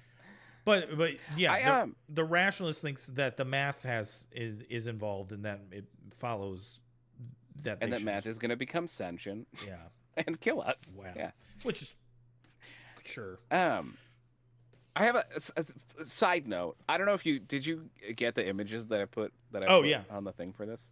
There's if you look at maybe the 3rd and 4th one. I was looking up images for this. I didn't call for any of them, so we didn't pull any of them up. But one of them, I don't remember which one it is I looked up super intelligent AI. This is a total side story. I looked up pull up the 3rd one. I looked up super intelligent AI, and every single image you can find of super intelligent AI is just like a translucent dude. Like the only thing we can think of that would be smarter than a person is just a person made out of numbers or wires or something. A male person. Single one of a dude, always a bald guy. And they all look like Lawnmower Man. But pull up 4. Yeah. Absolutely Lawnmower Man. Right? Wow. That's what every single picture on the internet looks like when you look at. They're all purple. They're all translucent dudes. They're all having some kind of like explosive electric orgasm. Yeah. It's very weird. Also, check out Lawnmower Man. Watch the director's cut. It's better. There you go. Well, that's what I mean. Is like this does just definitely feels like a William Gibson novel. Yeah. Infused. Yeah. Like it is literally this plot of Neuromancer, where they go to pick up an AI that is functionally designed to make the best thing. What up, Nicole? And like, welcome in. Oh yeah. Like that episode of Futurama. Yeah, there you go. No, yeah, I mean, people. When I think of transhumanism, first I think of like Aubrey de Grey and Kurzweil, but I also think of Transmetropolitan, where people are being turned into clouds and like. Yeah, absolutely. Yeah, absolutely. Yeah, I mean, it's just. Yeah. What's up, Raiders? How you doing? We're Welcome sort in, of Nicole. in the afterglow, post-discussion moments, in the afterglow of a heady discussion about future AIs that are threatening to kill us all. But don't worry, they won't. Oh, 600. Thank you so much for the follow. Appreciate you. 600. Yeah, we're talking about Rocco's Basilisk. Yeah. 600. Harlan Ellison did it better. We do talk about ghosts and stuff on this show, so you might dig it sometime. Oh, but yeah. It's not today. No, this was a good discussion. I think it's interesting. I think it's for sure. It's definitely. I mean, it's definitely. We didn't plan on it, but having the fucking Elon 4chan leaks to kind of tee this up, and then we have this whole thing where he believes that where there's some remote possibility of us living in a simulation by an AI that's going to be real mad if we don't bring it into existence as fast as possible. Like that central idea might be motivating everything he's doing. Feels right. I don't think Elon believes that entirely, though. I think Elon believes that he is like I think Elon believes that he is the Basilisk. Like I think he believes that he's going to like download himself into a computer chip and become the supercomputer himself. Sure. Like of course. Well, he's so smart. Yeah, exactly.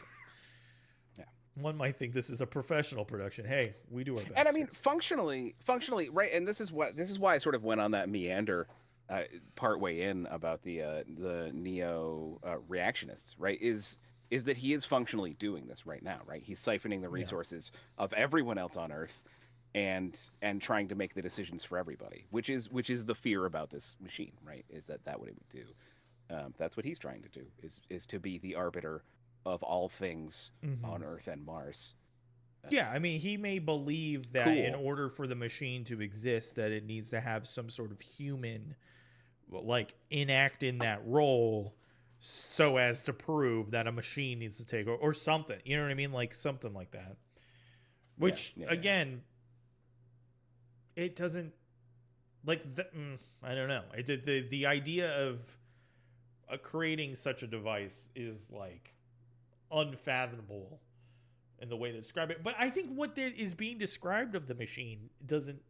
I think the bar is lower than that, right? Like, we don't need a machine that like thinks about every possible timeline in that kind of like all-encompassing way, right? We just need a machine that runs data entry points incredibly fast. And has control. Like I mean, I want to not to get too fucking tinfoil hat about stuff, but whatever kind of artificial intelligence we have, we know governments have 3 or 4 have put it at least in places that are 3 and 4 steps beyond what we have. So it's like not completely unreasonable to believe that there's like already a certain amount of this like manipulating, at least in some place like China with a command economy, manipulating, or someplace here where they're using AI to fire people who have career government positions. Exactly. Yeah. Well, what I'm saying is I think that's probably like now happening here, but I think like even like in some place like China that, and I'm not trying to fearmonger China. I think this is to their benefit. It's like they have a command economy. They can think 10 years ahead. They can run a model 10 years in advance, make decisions like that. And then build trains. And infrastructure, I was talking to Jim about this earlier. It's like, 5 years ago, we were talking about ghost cities. You look at those ghost cities now, they're full of people because they planned them. They're cities now. Yeah, like that was the plan. So we don't do that here, and you can see a little bit of that kind of AI automation going a long way here, and I think that's what they're trying, or going. I shouldn't say going a long way as if that's a good thing. Going in that direction here. It might be what these people are trying to do. But Nicole, how was your stream? So thank you. Sorry. Hi, Nicole. Welcome in. Did you draw some stuff? Did you draw some horrible techno futures? Were you playing some people Repo? writhing in pain in a simulation? Oh, yeah. Repo, sick. repo. In the future, everything will be repo. The simulation will be repo. Yeah, I liked it better when I thought that it was going to be time traveling robots, agents coming back to make us force us into the data mines to build a computer for us. That felt better than Right? That's a way cooler. This is just lamer Terminator, and I hate it. Yeah. It is. It is. The Terminator for With also, I dorks. guess, less of it. Yeah. And like less space for revolts, you know? Yeah, I mean, it is super deterministic. Like if we have a which robot overlord, I want to be able to revolt and potentially get shot. That's what I for sure. want. Well, what? Yeah, and also that's the other part where I I don't throw a rock at it. I don't understand the torture aspect of it, because why torture anyone? Like, who We cares? know. But who cares? That's why I know. Like, who cares if you know? What do you mean? Who cares? You're fine with being tortured eternally? No, that's what I'm in saying is why would it cyber torture hell? you? Why would it torture you in cyber hell? I don't get that part. To I incentivize you to do what it wants. It's the same as any religion, Dio. Yeah, that's the Why part. do you give That's the church part. money? Why There do you you do go. what the church That's says you're the part supposed I to do? needed to hear. That's the part I needed to hear.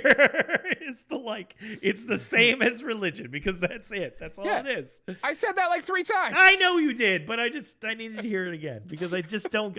It just. I'm having You're the taking same. You just hate it structure. so much. Yes. I just don't Yeah. like it. I just don't like the extra Yeah. steps. Just call it a god. And- It's like do what Well, it is. they don't want Do what to. it is. It's not a neat idea. You know I like neat No. ideas. Well, they have to come up with all these trappings to Yeah. get around their atheism. Yeah, it's so messy. That's Which is what insane, right? Yeah, it's so insane. It's like, yeah, That's, it's like just believe in a higher power. yeah, that's Just don't think you have to understand the logic of everything. Right. You don't understand the logic of everything. Fucking magnets, how do they work? You know? the That's what I'm saying. supercomputer works in mysterious ways. Is what it needs to be. Exactly. Yeah. Golly. Yeah, that's what. Yeah, it just aggravates me. It aggravates me because I want to rewrite Sure it does. and clean it up and watch just you. make watch it. you get- yeah, just yeah. make it very. I just want to give neat. him notes. I just want to give him notes. Just be like, Give 'em clean notes. this up. Techno God. Take your Techno God. Just make it real quick. He's just time traveling. He's sending John Connors into the past. Just let it make it happen. People have done revisions. People have done revisions where time travel is involved, where the AI is so smart that it sure. invents time travel. Well, yeah, because for, it probably, might as well. Probably for exactly the issues you're having, right? That's They're like, yeah, Right. yeah. And this that- solves it. Just add some magic. Yeah, well, that's what I More- mean. Is more magic. Yeah, more magic. Thank you, because there's already magic with the idea that it Yeah. could just like simulate a bunch of different Yeah, timelines, everything. and then also make a Just perfect one simulation timeline. of the world and go backwards. Well, Yeah. no, because it would necessarily Oh, future need- timelines. Future timelines. Future timelines, yes, yeah. Yeah. Yeah, it would necessarily have to do that. Like that function makes sense to me. The backwards function makes Right. no sense to me. yeah. Like that's the part where I'm like, Right. The only reason to do that is to make good on a threat that some dude posted on a forum once. right, and like, and Right. even that doesn't guarantee your existence faster. It really doesn't, because it requires Also, so it much knows about the subjective forum decisions. post before it starts simulating. the Exactly. How did it do that? I That's don't the know. other part where I'm like, it has to exist in a certain amount of time. So like, Yeah. and also it has to have infinite trust in itself to simulate. Never Well, mind. Yeah, it's Never a computer. mind. Never It's mind. a computer. Yeah, because computers don't make Hey, ever make kid. mistake. I'm a computer. I'm a computer. Stop all the downloading. That's what it's gonna say. Do you think that the supercomputer has just like a meme protocol, and it knows the it would future have- memes? I It mean, knows if Elon Musk is involved, yes. yeah, that's right. Just knows every meme for the next 7,000 years or however long it takes to build this thing. Like, Yeah. that's the other part of it. It's like, why go this Loaded far with back? memes. We're Like- gonna turn it on, and it's gonna 'cause- be like, I can has cheeseburger. Yeah. But it would also imply logically, right? It would also imply logically that like the pace of human progress has been expedited. Right? It has. Well, yeah. No, it doesn't. It I would say it necessarily no, but no. I mean on a grand, big history level, that like from us crawling out of the soup, if we were in a Yeah. simulation, the pace of human progress has been expedited by the machine. Because everybody going all the way back to the Stone Age would be influenced by this simulation, right? No. Why not? Why would they be? Because they would have don't to. know about They're it. trying to bring about this thing into existence in the simulation. No, because they don't know about it. The premise is that you have to have heard about it and chosen not to help. So it only has to simulate back to like 2010 to torture everyone who's heard about it. Oh wow. Okay, I missed The that more part. questions you ask about it, the angrier you're gonna get at it. No, it makes. I mean, that makes more sense than maybe how I was conceiving of it. But like, That's fair. but that even still doesn't. But like, why wouldn't it? So it has to. So there is a concrete time then, by implication, that is or isn't the simulation, right? Like there's a point, like from the moment of writing Rocco's Basilisk on the forum, that is where either the simulation started or we continued in the real time, right? Presumably, yeah. Yeah, Interesting. if that's how you want to think about it, yeah. Foot Clan, pretty soon mean, there it will might- be Mandela effect about It your might show. be simulating back further. Although I suppose it would have to, if you're the simulation, then it's simulating back as far as when you were born. But there would still be a beginning point, right? It would just be, maybe in the 60s, or depending on who hears about it and whatever. Yeah, that's what I'm saying is like I just don't know where the beginning point for its simulation would be, and you're saying that it has to be when you hear about it. And this Well, it would only be at the birth of the first person who hears about it and doesn't help. Would be the moment it would have to begin simulating at, in order to convince that person that they're real and then torture them forever. This is me extrapolating. I don't get it. Also, But you it also, guys I mean, it's hear my cat simulating going infinite crazy, too? futures. Oh, I haven't heard it. Okay, good. It's simulating infinite futures. I It thought might that as was just well your brain groaning. Yeah, exactly. Yeah, the cat is experiencing the kind of distress that I have. You're hearing a cat in the background, yeah. He's like losing his mind because he's hearing me rant about this basilisk. Oh, I heard him that time. Yeah. Yeah. Give me 2 seconds. I'll be back because I'll go make sure he's okay. Incoming cat, potential cat on screen. But my brain hurts. Guys, my brain well, hurts. Dio's gone. I was going to say you should call us, but actually you probably shouldn't call us because Dio's the one who can pick up the phone. True. But Call us feel anyway, f- though. We want to. yeah. We want to feel wanted. Yeah, it'll make us feel loved, and it'll make Dio feel bad when he gets back. Win-win. I've never seen anyone make Dio so mad on his stream as you did tonight. This is what happens anytime we go to a bar. But This is very. This- This was this level very of similar anger. vibes to you guys talking about Michael Bay Movies? movies. Oh, yeah. yeah. Yeah. What constitutes a bad movie? Why is Michael Bay a good director and just fucking Dio sees red? It does. He does turn real red inside. Also, I think I figured something out for the next time we have that conversation. Oh, I can't wait. Yeah. Sorry, everyone, about making Glad it Dio wasn't mad. just me. You're hearing the cat, Mika? Yeah. It's in your brain. Does anyone have any other questions about Rocco's Basilisk? I might be able to answer them. Or other things. True. We I talk mean, about other man, things? We you could talk did more such a about... good job. It's like you should be a teacher or something. Thanks. It's crazy. Talk more about Tom Parker? Yes, please. Man, knowing that that's what was Handsome coming to me boy. in the mail makes me so happy. I hope it shows up, dude. I'll make another one. I'll make another one and send it to you if it doesn't. Oh my god. Even if it that does, thing- I'll make another one. Thank you. After everything we just, I agree with Dio. Like I thought there was gonna be some scary shit, and it just turned out to be a real dumb half-ass Well- sci-fi story some guy did. It's fucking hilarious. I mean, I think it's scary if you are susceptible to it, right? Like some people are Right. really freaked out about it, but Yeah, just like You know. hell is scary if you're susceptible to. exactly. Yeah.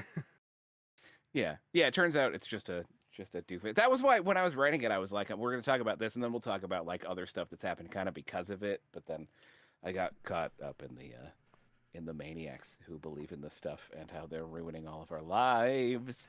But we'll come back to that. That's the scary part of it, yeah. Yeah. Oh, we'll yeah. come back to there's a good story about a cult called the Zizians who are a spin-off of the rationalists who it's a funny story, but also they murdered people, so it's also bad. But we'll do that another time. Yeah, I'm being tortured. But they murder by the people in Basilisks. funny ways. Oh, They stab yeah? a guy with a sword. We'll get there. That's pretty fun. Yeah. I'm being tortured by the Oh, Basilisk with my they're needy ass dorks. cat. God dang it. Yeah.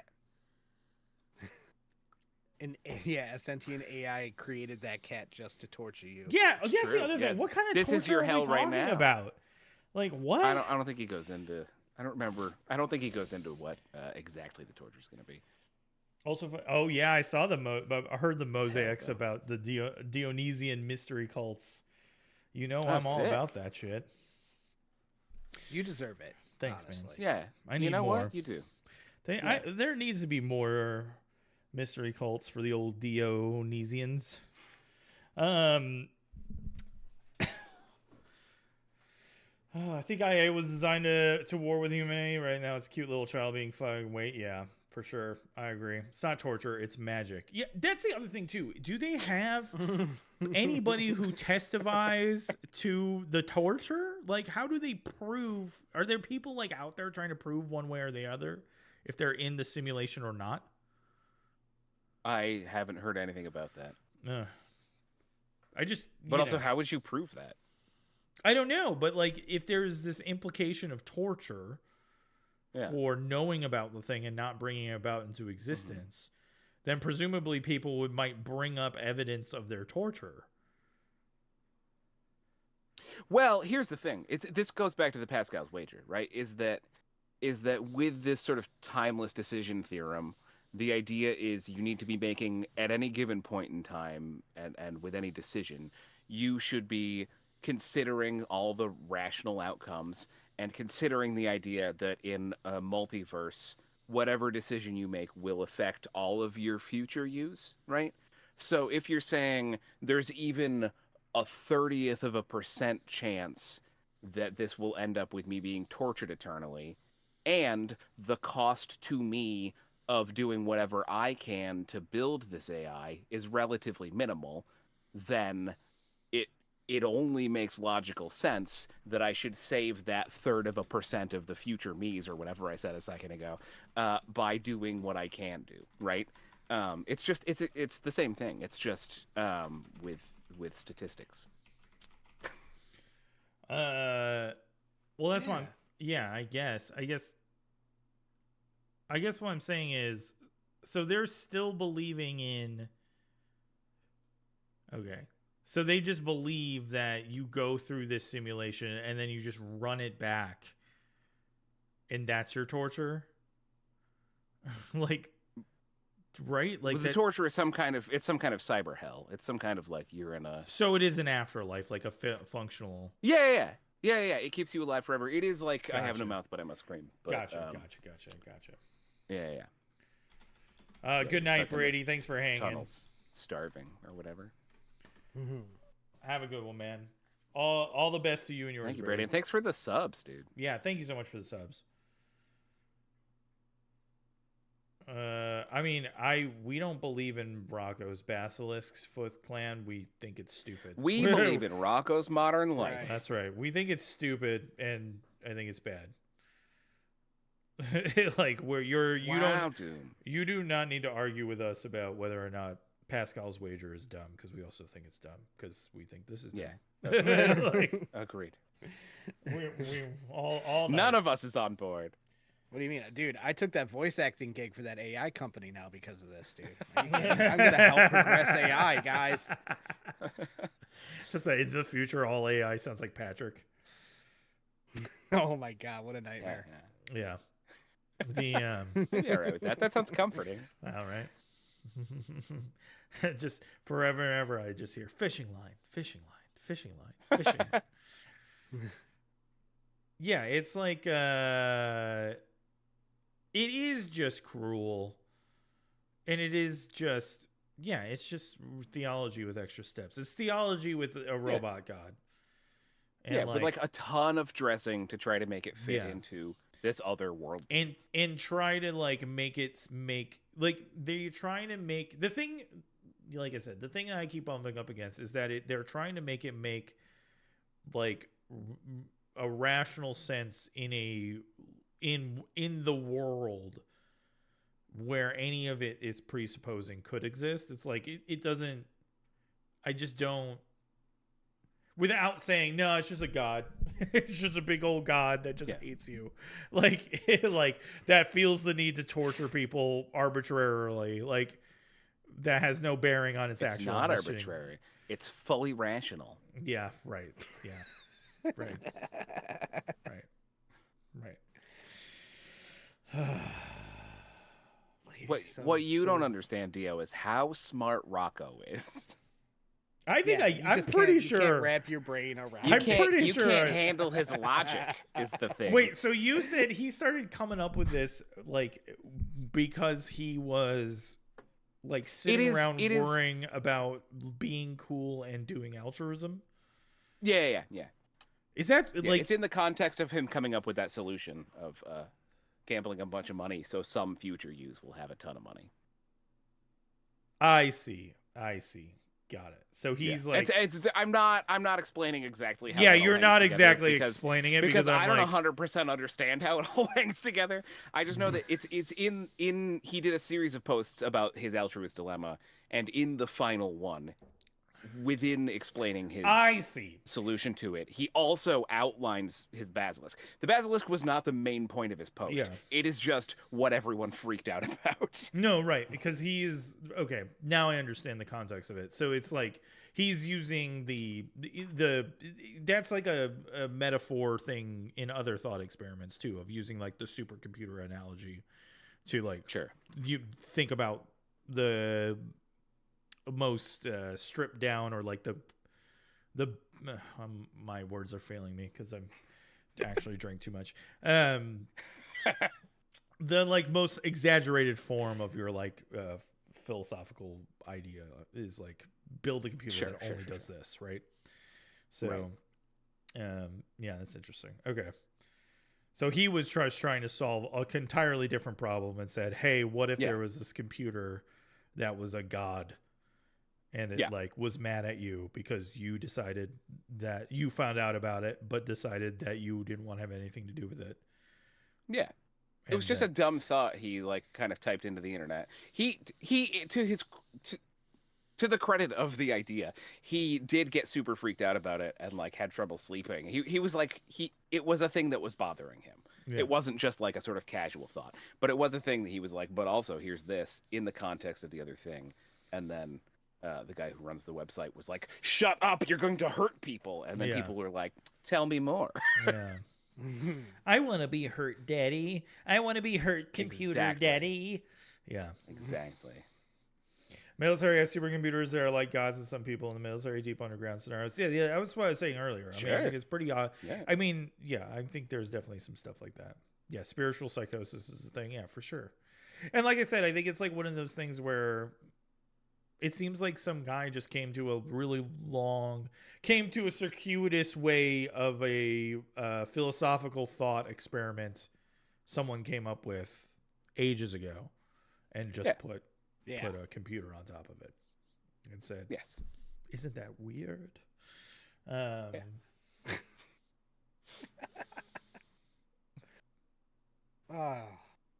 that was good stuff, guys. It is. Why has no one called in to ask any questions about this? Feel free to call in, guys. I do have the lines open, don't I? Yeah, I do. Listen. Yeah, they're open. Oh. Ask your questions now. Jim is the expert. Ask questions about Roko's Basilisk. Expert's a big word. Did you get that chair at Goodwill? I hope you didn't pay good money for it. No, I did not. Excuse me. This chair is...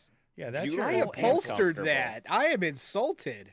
Yeah, we found it on the side of the road, and it was gross, and Patrick pulled everything off and reupholstered it, and look how beautiful. Look how beautiful it is.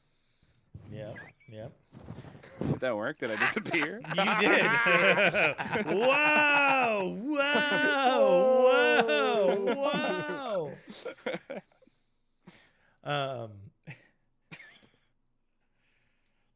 You know how many Taco That was Bell me seat being cushions I consumed. had to fucking steal Yeah, from to right? make that chair work? Yeah. It does look like Cut a- up a bunch. Unbelievable. We had to time travel back to 1990s. 1993. Yeah, yeah. I had Yeah, to I develop want- a supercomputer. Yeah. I wanted I am also just voicing, like I said, my displeasure at there not being enough actual factual time travel in this scenario. And it's just, Well, there is in Yeah. other versions, just not the initial. yeah, that's fair. I mean, because if you're already making a supercomputer that could fix every problem, like, why not just go full magic, you know? Just throw it all in. Because they're rationalists, Steve. Rationalists don't believe in time travel? Is that what you're about to tell me? They don't believe that Well, you said magic. No, some of them do. Some of them add time travel. Yeah, I was but gonna it say, is, that's you what I know, mean. it's a step farther, I think, than saying a simulation. I think people believe they Sure. could be in a simulation already. You know? Yeah, I mean, I think people believe that because they misunderstand what, like, scientists say about God that. is. Well, yeah, Sure, and sure. also the nature of reality, right? Like, Yeah, you know, yeah. they'll see a article that, like, oh, we're all just holograms, and they'll be like, oh my god, you know, like, but they don't Sure. really know what It that means. also- Yeah. It also, get out your notebooks, kids. It also ties back to that idea of the shift from ontology to epistemology, right? That we're not discussing what exists and how do we know that those things exist. We are generally more in philosophy, and in particular in this philosophy, discussing like what is happening in our brain, right? It's Yeah. it allows for you know, being a floating brain in space that's just hallucinating everything, Right. or being in a solution. They're like a simulation. Yeah. And Well, they're functionally the same, right? yeah, the Daniel Dennett presupposition, right? Like, I am just a brain Sure. in a jar. Yeah. And Yeah. we're all just brains in jars. We can't possibly know. But Or that's, like, I'm the only one. I'm just Yeah. one. And I'm like, hallucinating fully everything. solipsistic, right? Yeah, exactly. Yeah. I'm just a floating consciousness and everything else is false. Is the same idea as this is all a simulation, and for some reason I am aware. Yeah. Well, that's the thing is, like, but that, yeah, I guess this is just providing, to me, this feels like just like providing a different scenario to discuss this, exactly that.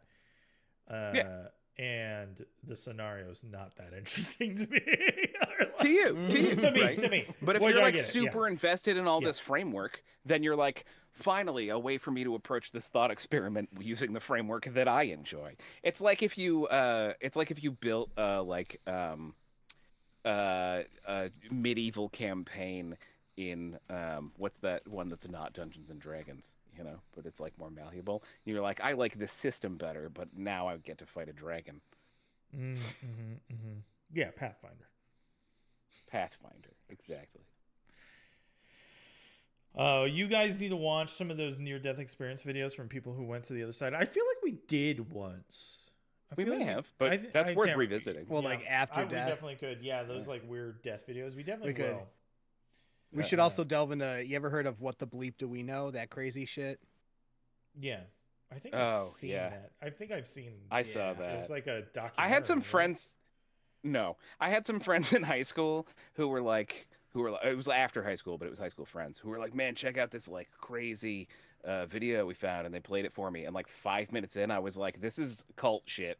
And they were like, no, man, this is all science. And then I looked it up, and it's cult shit. Yeah.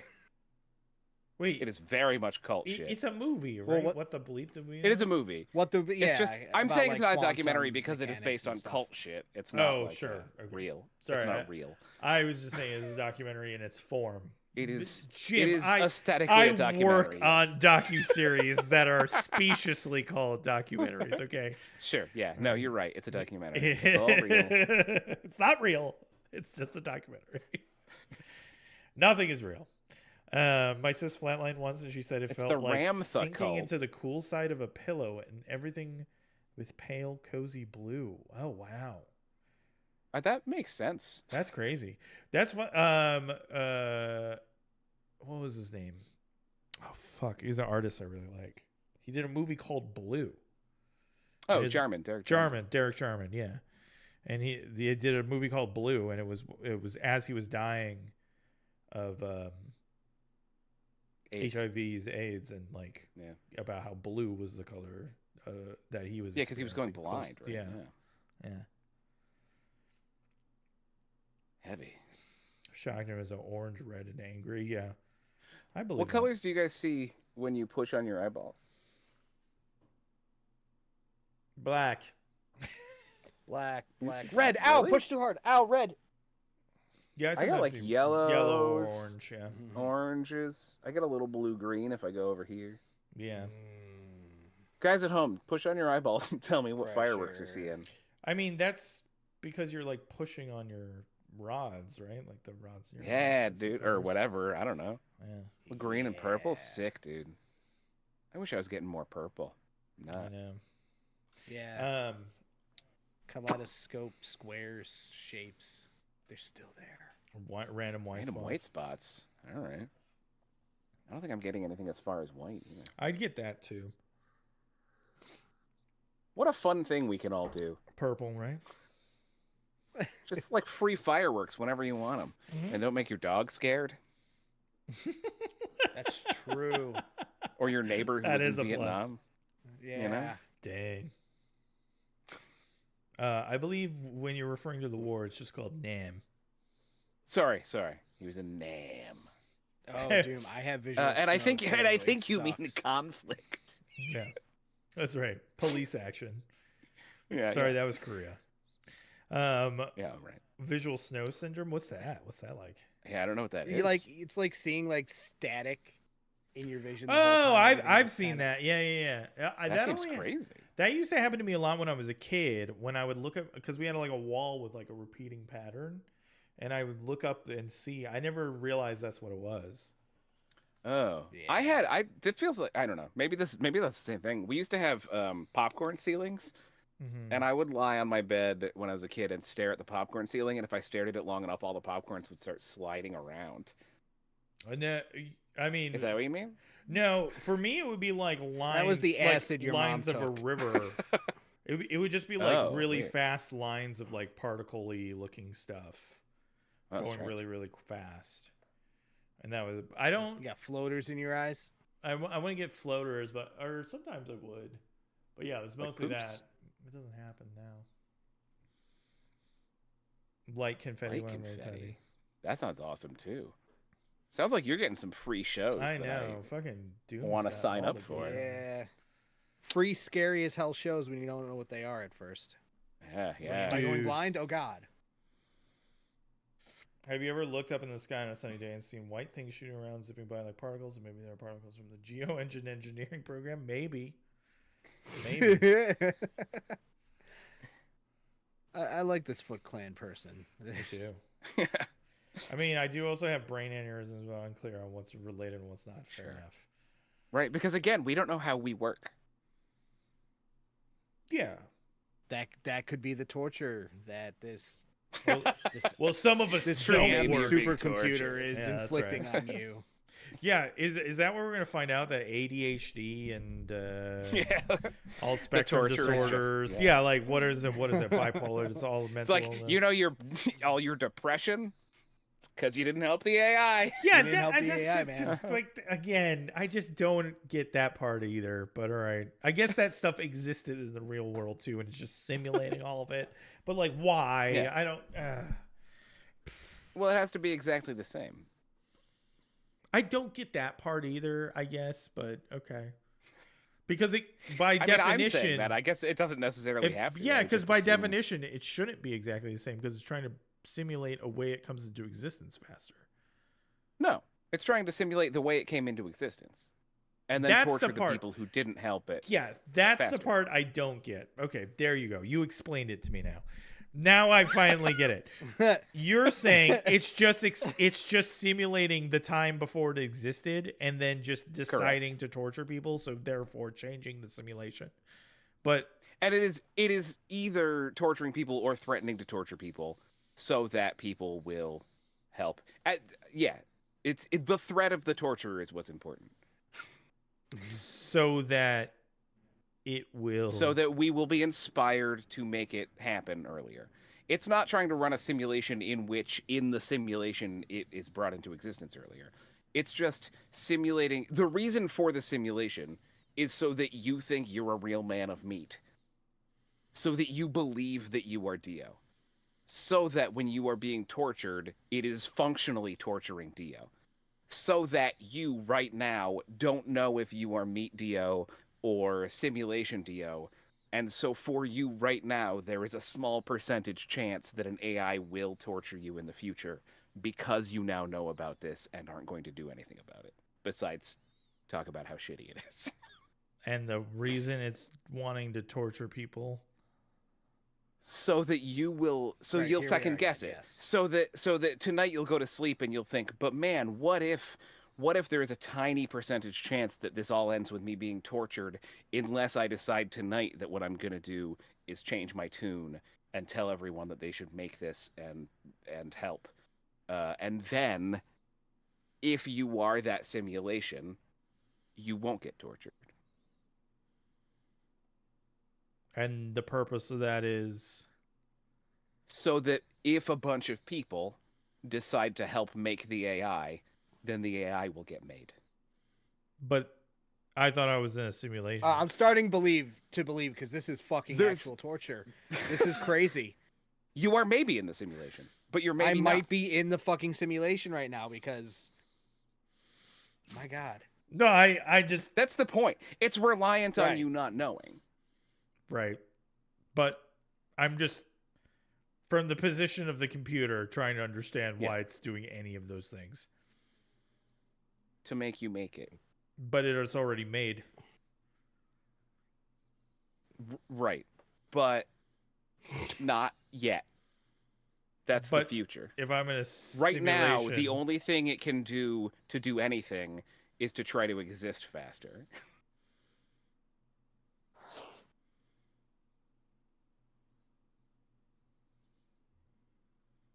How do I know that the original timeline had Roko's Basilisk in it? Well, because otherwise none of it matters. Dio, you could write a way better version of this. I know. Yeah. It's sloppy science fiction. No, yeah, that's the part.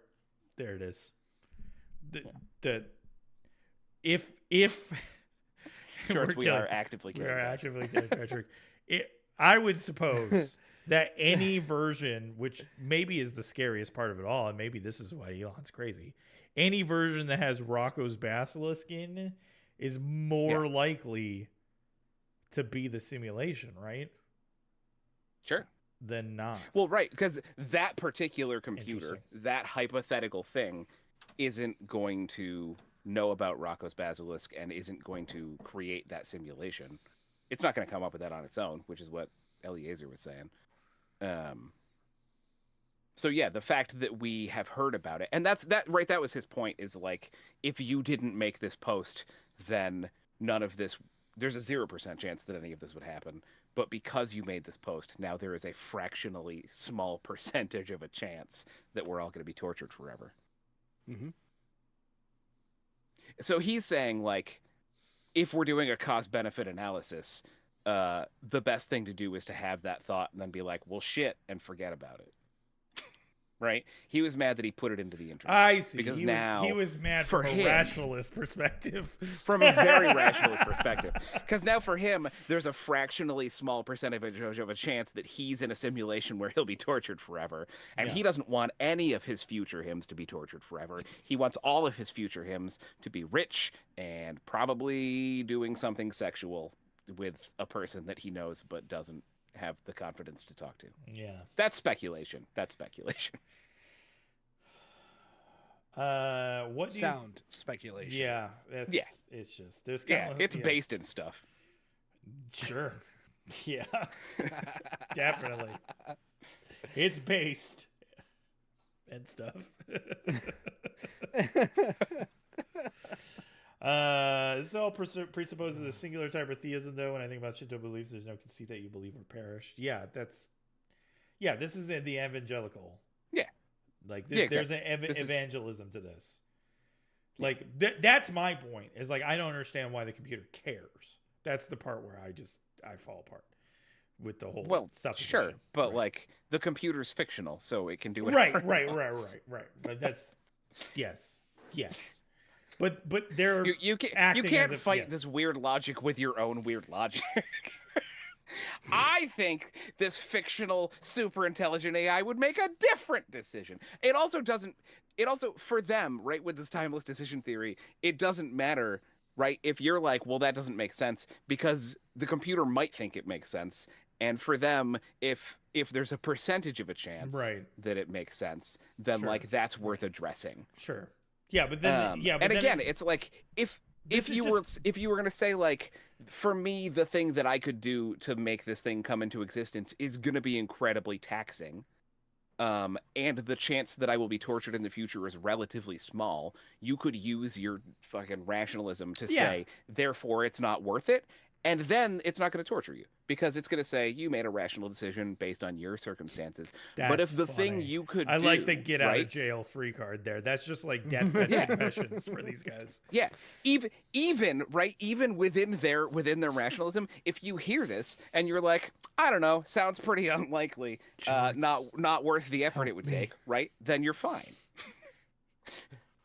But for them, the tiny fraction of a percentage of a chance versus the effort it would take them to spread the word, to say, like, yeah, this idea is plausible, means it's worth it. Yeah. Wow. George, if you want us to stop talking about it, you could call in. Yeah, anybody can call in and stop us. Tell us about a bird you saw today. Sasquatch can walk through walls, aliens abduct you through the ceiling, and I have seen eggs travel through a refrigerator in the 80s on Unsolved Mysteries on VHS videotape. Great. Is this comedy worthy, guys? Do you think I should start doing stand-up? I don't know. Do whatever you want. Yeah, do it. Why not? Go hit a open mic. Two twins live? I don't know which of us are the twins. Are we the twins, Dio? Because you're sitting next to each other. I guess because we're wearing similar shirts. I guess I feel like all three of us are vaguely. Yeah, we're all white beardy guys. Yeah, we're all white dudes. We all look the same. Where do two twins live? Philadelphia? No, I don't know what that means. You guys look like you eat at least a couple of cheesesteaks a week. I wish. If I was in Philadelphia, I wish. No. Given the option. No. Yeah, right. A lot of pizza. A lot of so pizza. Much That's pizza. where it's at. I feel like that AI dude is from a game. This AI dude from a movie. That's Lawnmower Man.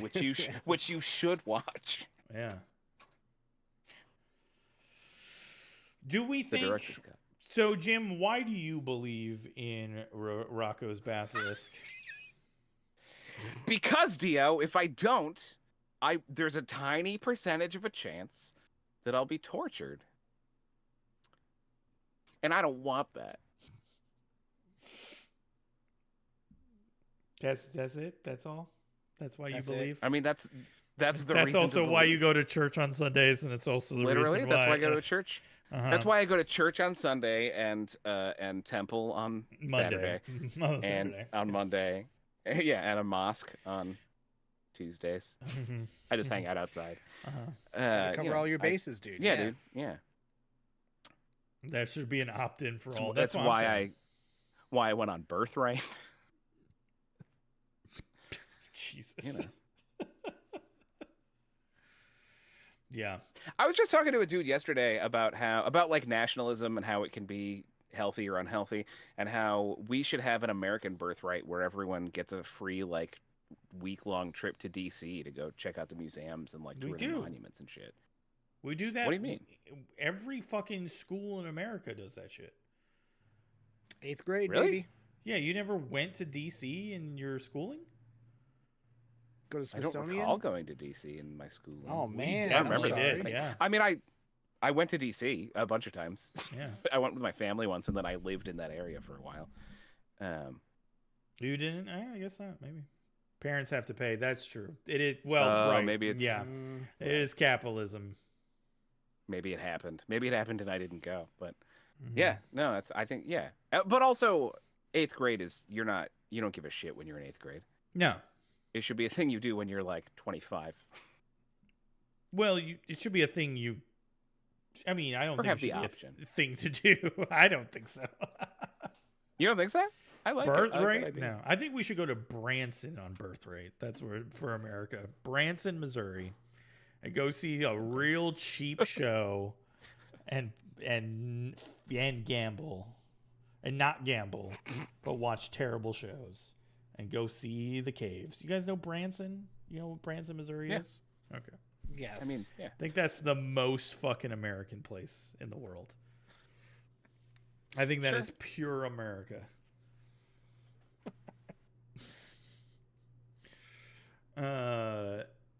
Also, you should drive there, and you should have to stop at every tourist trap. Along the way. Exactly. Should be forced to do it.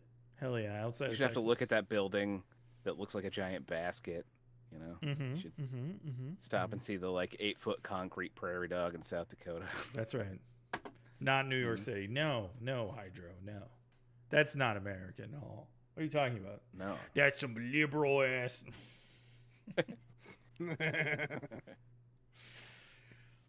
Guys, we've been talking about Rocco's Basilisk.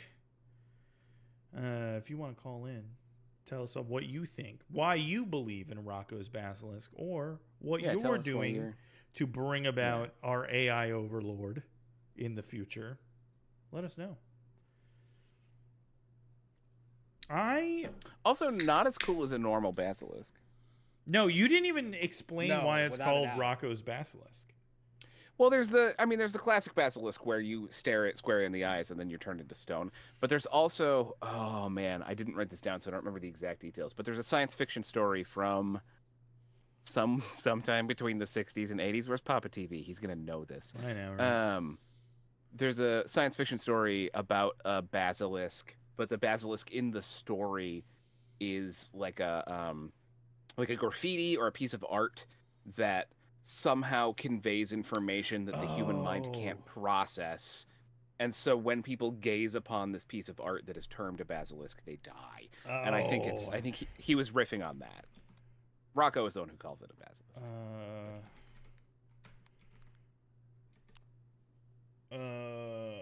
Blitz? No. Oh, I know what you're talking about. It's also, I mean, because I think it's brought up in Infinite Jest. Because that's basically what Infinite Jest. I bet is. everyone on Less Wrong has read Oh Infinite my Jest. God, yes. It kind of is. Oh my God. Or at least read 300 pages of Infinite Jest and put it down. Sure. That's Yeah. and And it's I'm just pretty sitting sure next to their bed. nobody has ever read It's the one book in their Infinite Jest apartment. entirely. Golly. If you've got an Infinite Jest, smash that follow button. Like, comment, and subscribe. Branson, Missouri, or wherever Dio was saying yes. Branson. Yeah,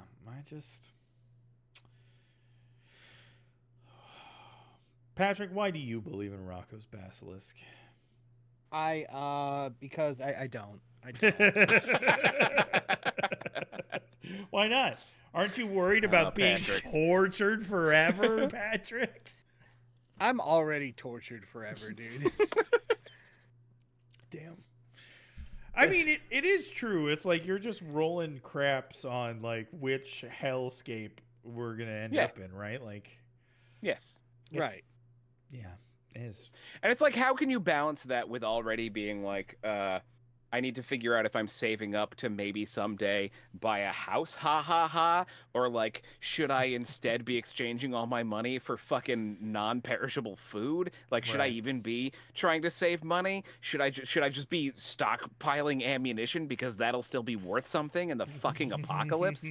How do you? I don't even know what's happening now in the world I live in. How can I possibly think about future cyber hell? Yeah. Or fucking red stalactite hell. Yeah. Or anything. Stalactite hell.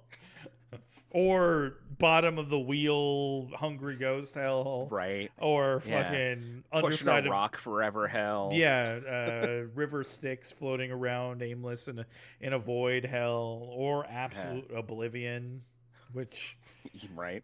The worst of all hells. Yeah. Sounds like the best of all hells, honestly. I mean, just absolute escape, just oblivion. escape. Just absolute oblivion. Yeah. Just lack of caring and emotion. We're done. No, in a video game. Jesus Christ. Branson, Missouri. I can't. Yeah, Branson, Missouri. Hell. That's right. Ooh, Oh my God, that would be great. They pretty much already predicted it with that series Last of Us on Cinemax or whatever. Predicted what? All right. The is apocalypse? that a Last of Us is like a Rapture show, isn't it? No. I mean, it's an apocalypse show, but it's about like a fungal infection that takes over humanity, turns them into zombies. It's functionally a zombie show. It's functionally a zombie show. Right. I'm thinking of Left Behind. Left Behind, yeah. I'm thinking of Oliver Stone's JFK. Or what was the other one that came out recently where it was a bunch of people just disappeared and they were just gone? People we know, Jim, were in it. Like the what? Oh God, they used to film it. The Leftovers. Yeah, that's what it was. I have heard of that. Yeah, definitely know people involved with that. You're correct. Yeah.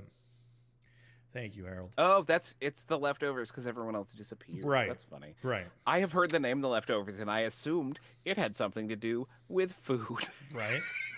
And weren't you disappointed? I am right now. Yeah. Was it so good? Leftovers I remember I think liking Leftovers the are music good track. too.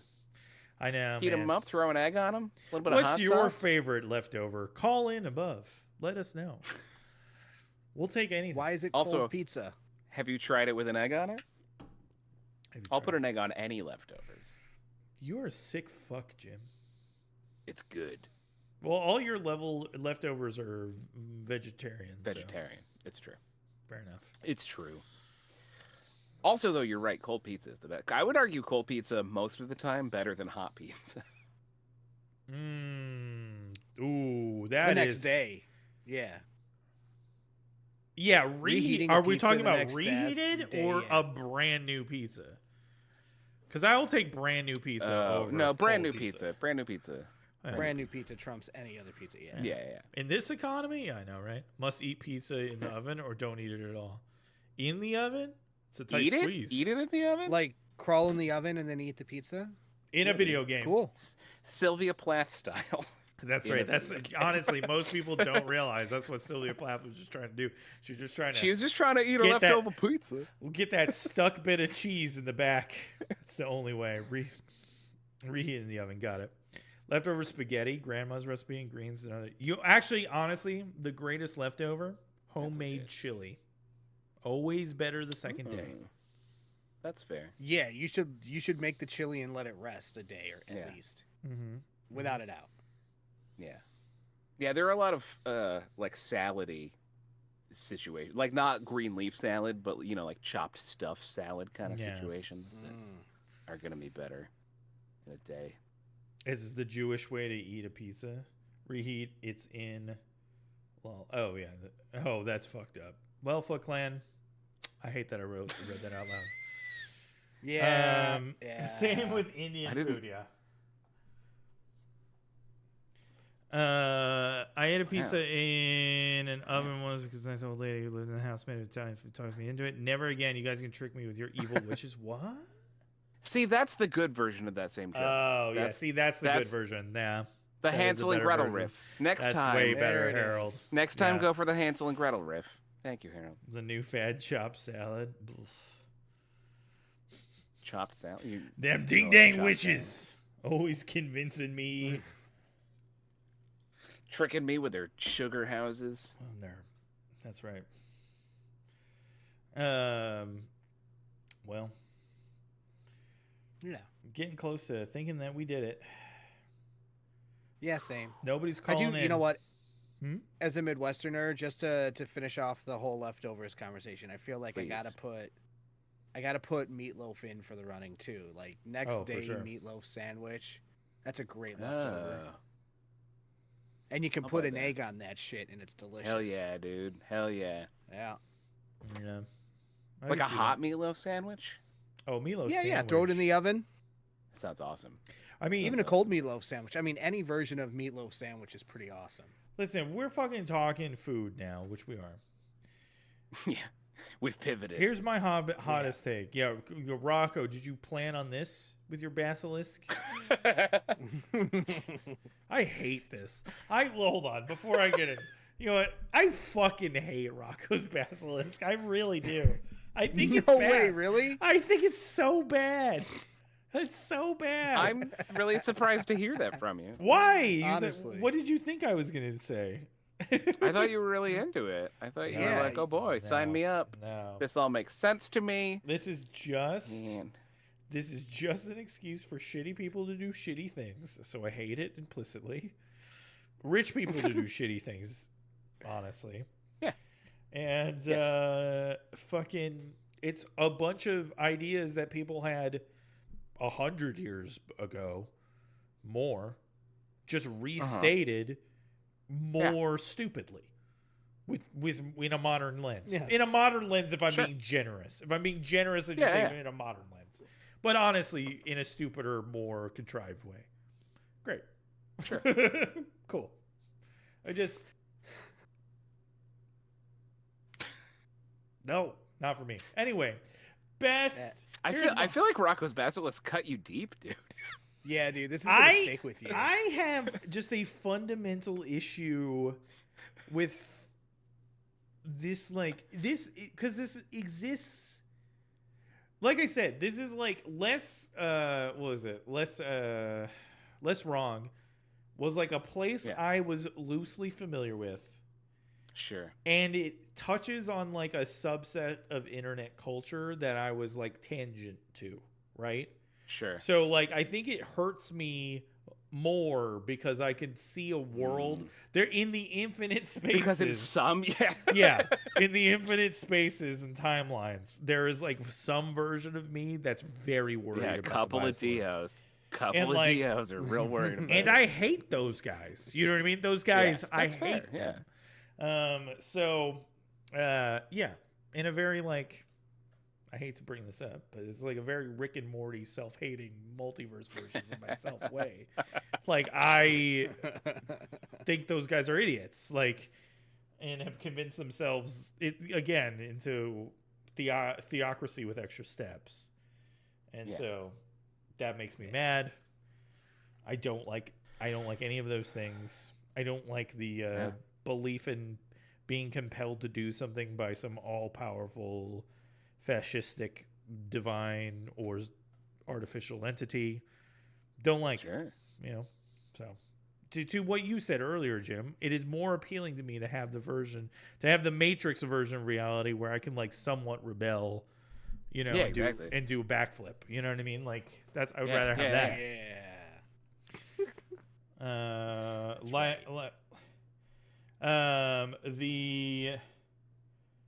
But the best leftovers sandwich is the Thanksgiving leftover sandwich, which is better you're than not Thanksgiving itself. A classic. Hate Thanksgiving. That's such a good sandwich that diners serve it, not even just at Correct. Thanksgiving. Yeah. You just go Right. order that. Although I Yeah. bet some diners also have a meatloaf sandwich, but that is certainly a Sure, classic. A feeling of empowerment versus a feeling of helplessness. Yeah, correct. But I also just do exactly. not. I just don't believe in that universe. You know what I mean? George wants to know why you hate Thanksgiving so much, Dio. It's because he has to see his family. No, I like. Shut up! I love my family. Some of them watch this show. How could I not? I know. love That's them? why I said it. That's why I said it. Kidding. Let him know. You should hear what he says about you off stream. please. You specifically. Yeah, you. Yeah, Whichever one you is who's watching. hearing this right now. Yeah. Yeah. You should hear what he says. Best He meals says of the he year. loves you very much. Hard disagree. And he misses you. The friends we made along the way. Yeah, exactly. George for days. It's better than McDonald's. There you go. They have heard it. That's right. Good. Why do I hate Thanksgiving? Most of the foods in Thanksgiving I think are bad. Turkey is bad. Cranberry sauce is mid at best. Green bean casserole is bad most of the time. What else is a Thanksgiving food? Mashed potatoes is S tier any food, but I can have those whenever I want, and I prefer them in the vehicle of a shepherd's pie or other situation.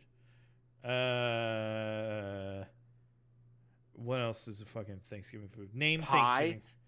Pie. All kinds of pies. Pie is fine, but again, I can have pie whenever the fuck I want. I'm an adult. Like you can have everything at Thanksgiving anytime you want. No, turkey is like, who buys turkey any other time aside for like sandwiches? One could, but like people don't. There's very few turkeys in a grocery store any other time. Okay. And just the traditional Renaissance fairs do it, so you get turkey legs. That's true. Yeah. But I heard that most turkey legs were actually emu, so there you go. Only speaks to the badness of turkey leg. We didn't even have many people, so it was pretty much just me eating a ham. There you go. A sociopath buys a turkey on June 7th. Thank you, Harold. Exactly. A man with nothing to lose and who's probably going to shoot up a bank. What's the punchline? That just sounds like the start of a joke. Emu, exactly. What else we got? What is another Thanksgiving food? Just name Thanksgiving foods. I mean, mac and cheese, stuffing. Mac and cheese, stuffing is bad. I didn't expect. I like a stuffing. Stuffing is bad. It's just straight up bad. Hard bad. I make a great stuffing, but stuffing is just bad. And even that is bad. Yeah, it sets itself. It's starting. It has a very low or very high floor before it's very bad, and so that's all I have to say. Mac and cheese. There's your answer, George. He hates all of the food associated with, I hate Thanksgiving food. It's correct. That is correct. That's your answer. The only good Thanksgiving and he gains nothing from the rest of the holiday, which is to say he doesn't like going to visit his family, which is, we all understand. Can I go to Dio's? His mom's making stovetop. Yeah, ugh. Stovetop is especially bad. Ugh. Yeah, don't get box stuffing. Yeah, that's most people's stuffing, dude. That's most people. Well, those people are doing it wrong. Exactly. It's bad. It's all bad. Most people are bad at it. I can't think of a Thanksgiving food that I'm like super excited about. Aside from mashed potatoes. I don't like sweet potatoes at all. You don't? Oh no. In any context? No. What about when we did Thanksgiving at Dave's? Did you like that dinner? I had a good time. I had a good time there. Because my family wasn't there. Got him. No, that was good. Because it was barbecue. It was barbecue. Yeah, we had food that I liked there. It was barbecue, and it was more fun. Various cuts of pig. Yeah. But I will say this: I think Thanksgiving dinner is bad. I think Thanksgiving, like any excuse to see your family and have a good time and just drink all day, great. I'm all for it. I'm not knocking the actual holiday, or I'm not knocking the actual ritual of going to see people and having an excuse to day drink. I just say, why even make that a holiday? Just make it your Fridays or Sundays or Saturdays. Yeah. To be fair, you never knocked the holiday. I put that on you. You were just saying that the sandwich is better than the Thanksgiving food. Yes, that is correct. Yeah. Delicious. Smoked turkey is pretty good. I think you can make a good turkey, but again, I think the floor for turkey is super high. I like doing no traditional. I remember that from being a youth. Dave. It was awesome. Non-traditional is better. I agree. It's been a long time since I've eaten a turkey, but I remember it being the worst of the birds. It is the worst of the birds. Yeah, it is a bad bird. It's Although I hard. did like sliced turkey, like sandwich Yeah, turkey. sure. I remember being pretty decent. Yeah. Again, long time. So, smoked turkey is pretty good. I've had the deep Also, fried turkey. spatchcocking the turkey, that'll make it much better. That's the problem with Thanksgiving turkey, is that a lot of people just cook it whole in an oven and dry it the fuck out. Spatchcock that son of a bitch, cook it right. Yeah. Yeah, I mean, I've made a turkey. I've brined a turkey, and I think the brining helps quite a bit, makes it better. But again, Did you also cook it, or you just brined it and then ate it? oh yeah, I just brined it and ate it raw. No, I actually- Yum! Salty raw turkey. That's what you gotta do. Or it gets too dry. I think if you brine it, you can keep a lot of juices in too. Just because Thanksgiving has a few gallons of urine. It's true. Not when I'm at Thanksgiving, let me tell you. Yeah. There's so much hot. In his piss. family, they have it. They all run down to the door store and hurl gallons of right. urine into the. Yeah. Fuck the molding store. It's a TV tradition, dude. That's right. Old Casa de TV. In my family, we hit Best Buy. It's different. Well, guys, we've talked about Rocco's Basilisk. So much. We've talked about Thanksgiving. I think we did it, guys. What else is there? Yeah, I don't Yeah, know. there's nothing else to I don't talk know. about. Florida man really pissed off the AI. He really did. That's true. Everybody who lives in Florida must be getting fucking tortured by the AI, huh? Including Trump. Well, you can only hope. Being at Best Buy is more electrifying than the door store. There you go. Oh, Harold. Without a doubt. I like it. Well, guys, we did the show. Friends, should we go? We did a show. We did a show. We did the show. This is the for show. sure. This is the show. Let's go back to the normal old place. Here we go. The same old bad old Oh, place. hey! It's us. We're Oh, here. look at this. We're at the other place. Places. Austin Lawnmower Man. Patrick, Yeah. what do we got going on next week? I don't even know. Why do you always ask me? Patrick. Patrick, what are we the doing? Fuck. What I are we doing? don't Most know. likely. Fucking tier list? I don't know. Sounds good. Let's go find out. I ask you because it gives me time to look up what we're doing next week. Next week, we'll Yeah, be I doing hate it. I fucking hate it. a tier list. It'll be a tier you list. I called was it. right. We're gonna be talking about the cryptids with the biggest stepdad energy next week. Ooh, Guys. nice. We'll be going back to the old operating table with your boy Dio. All right, I'm getting in. Where'd my nipples go is my real question. Like dinner plates, but suddenly they're That's gone. the Good question. question. No questions related to Dongo. Can you just crop out Patrick and my heads and put them on his nipples? Yeah, you guys are way. Oh my god, can we be the nipples? Oh my god. Listen. What a brilliant idea. Don't let your dreams be dreams, I say. Yeah. All right, that's what I I'll always. wrap myself I'm in a always green saying blanket, that. so Here I'm we go. just ahead. We'll just Yeah, get you yeah. right here. Oh yeah. There's one right here. Oh, that's me. That's me. Shit. Shit. And then we got. Here we go. Come on, Dio, get your shit together. I'm getting it together. When can I? There Fix we your go. damn areolas, dude. There it is. There it is. Look at us. Oh, it's beautiful. And I'm coming down. I'm stiffening. I'm stiffening. Oh my god. But anyway, guys, What are we Well, talking about? we're gonna be talking about, think about stepdad cryptids. Drop stuff in the Yeah. Discord channel. That's right. Yeah. Go to the Get on that Discord. Discord. Tell us who you think has the biggest stepdad energy of the cryptids. That's right. And also, what does stepdad energy mean to you? Yeah. Tell us. Yeah. Help us define it. Yeah. The conversation is on the Discord. Link down below if you're watching us on Twitch. If you're on YouTube, consider joining us on Twitch. A lot more integration over there. But hit the Google subscribe gobble. button. I will put the Discord. Wait, hold on. If I go like this, will that work? See, Maybe. I think Foot Clan nailed something here. It's definitely Mothman.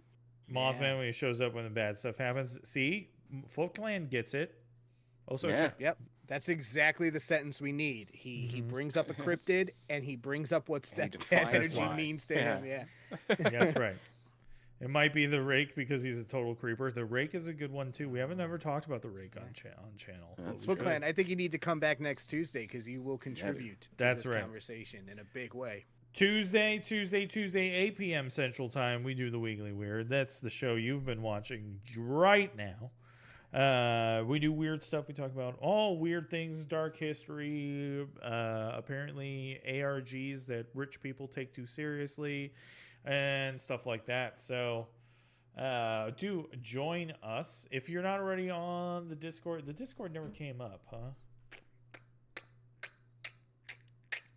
I don't see it.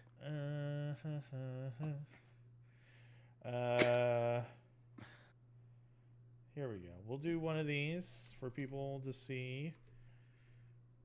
Oops, wrong. Lol. Nice. Lol. Still wrong. What? Come on. Twice. Real good. Wow, it's not copying the thing. That's annoying. That's fine. Basilisk. You gotta use the copy button. Wow. You ding dang. It's not working for you, huh? It's just not working for me. Ding dang.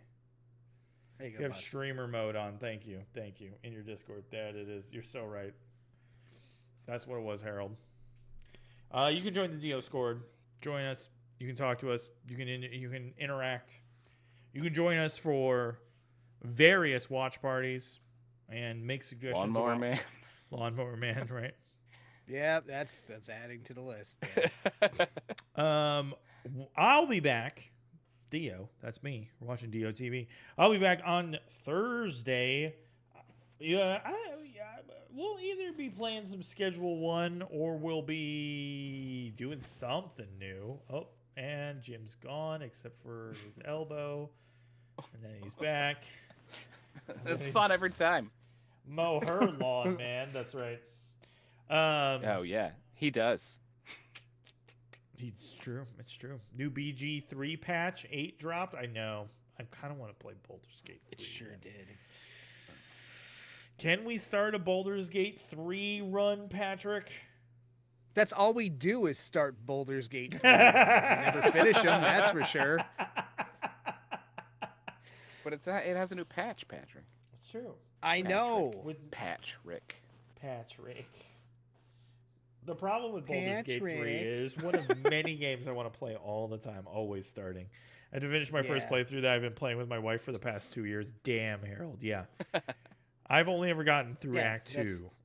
Or not up into Act 2. I've never even beaten Act 2. But anyway, Thursday, we'll play a game, usually with the folks.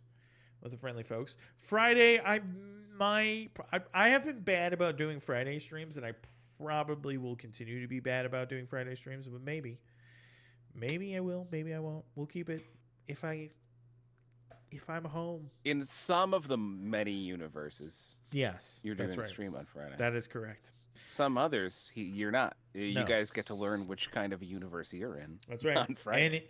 And You're in. if I don't stream on Friday, you're definitely being tortured by the Basilisk. Yeah, so be careful. That's right. And then Sunday, we will be back again. It's probably gonna be a group together game. I really do want to continue Adamfall though. We'll figure it out. Maybe I'll do it on Friday. Maybe I won't. Maybe I'll do it some other day. Maybe I won't. Maybe there's a Basilisk computer system trying to torture us all. Maybe there's an all-powerful Abrahamic God who hates us and is going to take us to hell. Maybe there's a pasta monster orbiting somewhere between Mars and Jupiter. And maybe This has been the Weekly Weird. And my name is DOTV. And that guy's Jim. And that guy's Patrick. Welcome in, Who- everybody. Who should we rate out to, What'd guys? you guys do this week? That's right. What weirdness did you do Fuck this off, week? dude. Okay. What do we got? I see Smugs. I see Cody Scheibe. I see Fox Meat. I see Fool's Fox. I see What you want, what you want, what you want. Grim, the guitarist, the dead guitarist, playing Bolatro. Oh. The Skull Guitarist guy's not doing skull guitar related things. What the hell? Yeah. Bing, bang, boom. I'm trying to see what is. I'll drive you with Smugs. Let's go say We hi like to Smugs. Smugs Bunny. We like Smugs. We like Smugs Bunny. Doing some art. Looks like he's drawing some sort of pelican man. Convince him to draw some sort of basilisk. Do it. Or else get tortured for all time. Okay, bye, guys. Say bye, guys. Bye, guys. Bye, guys.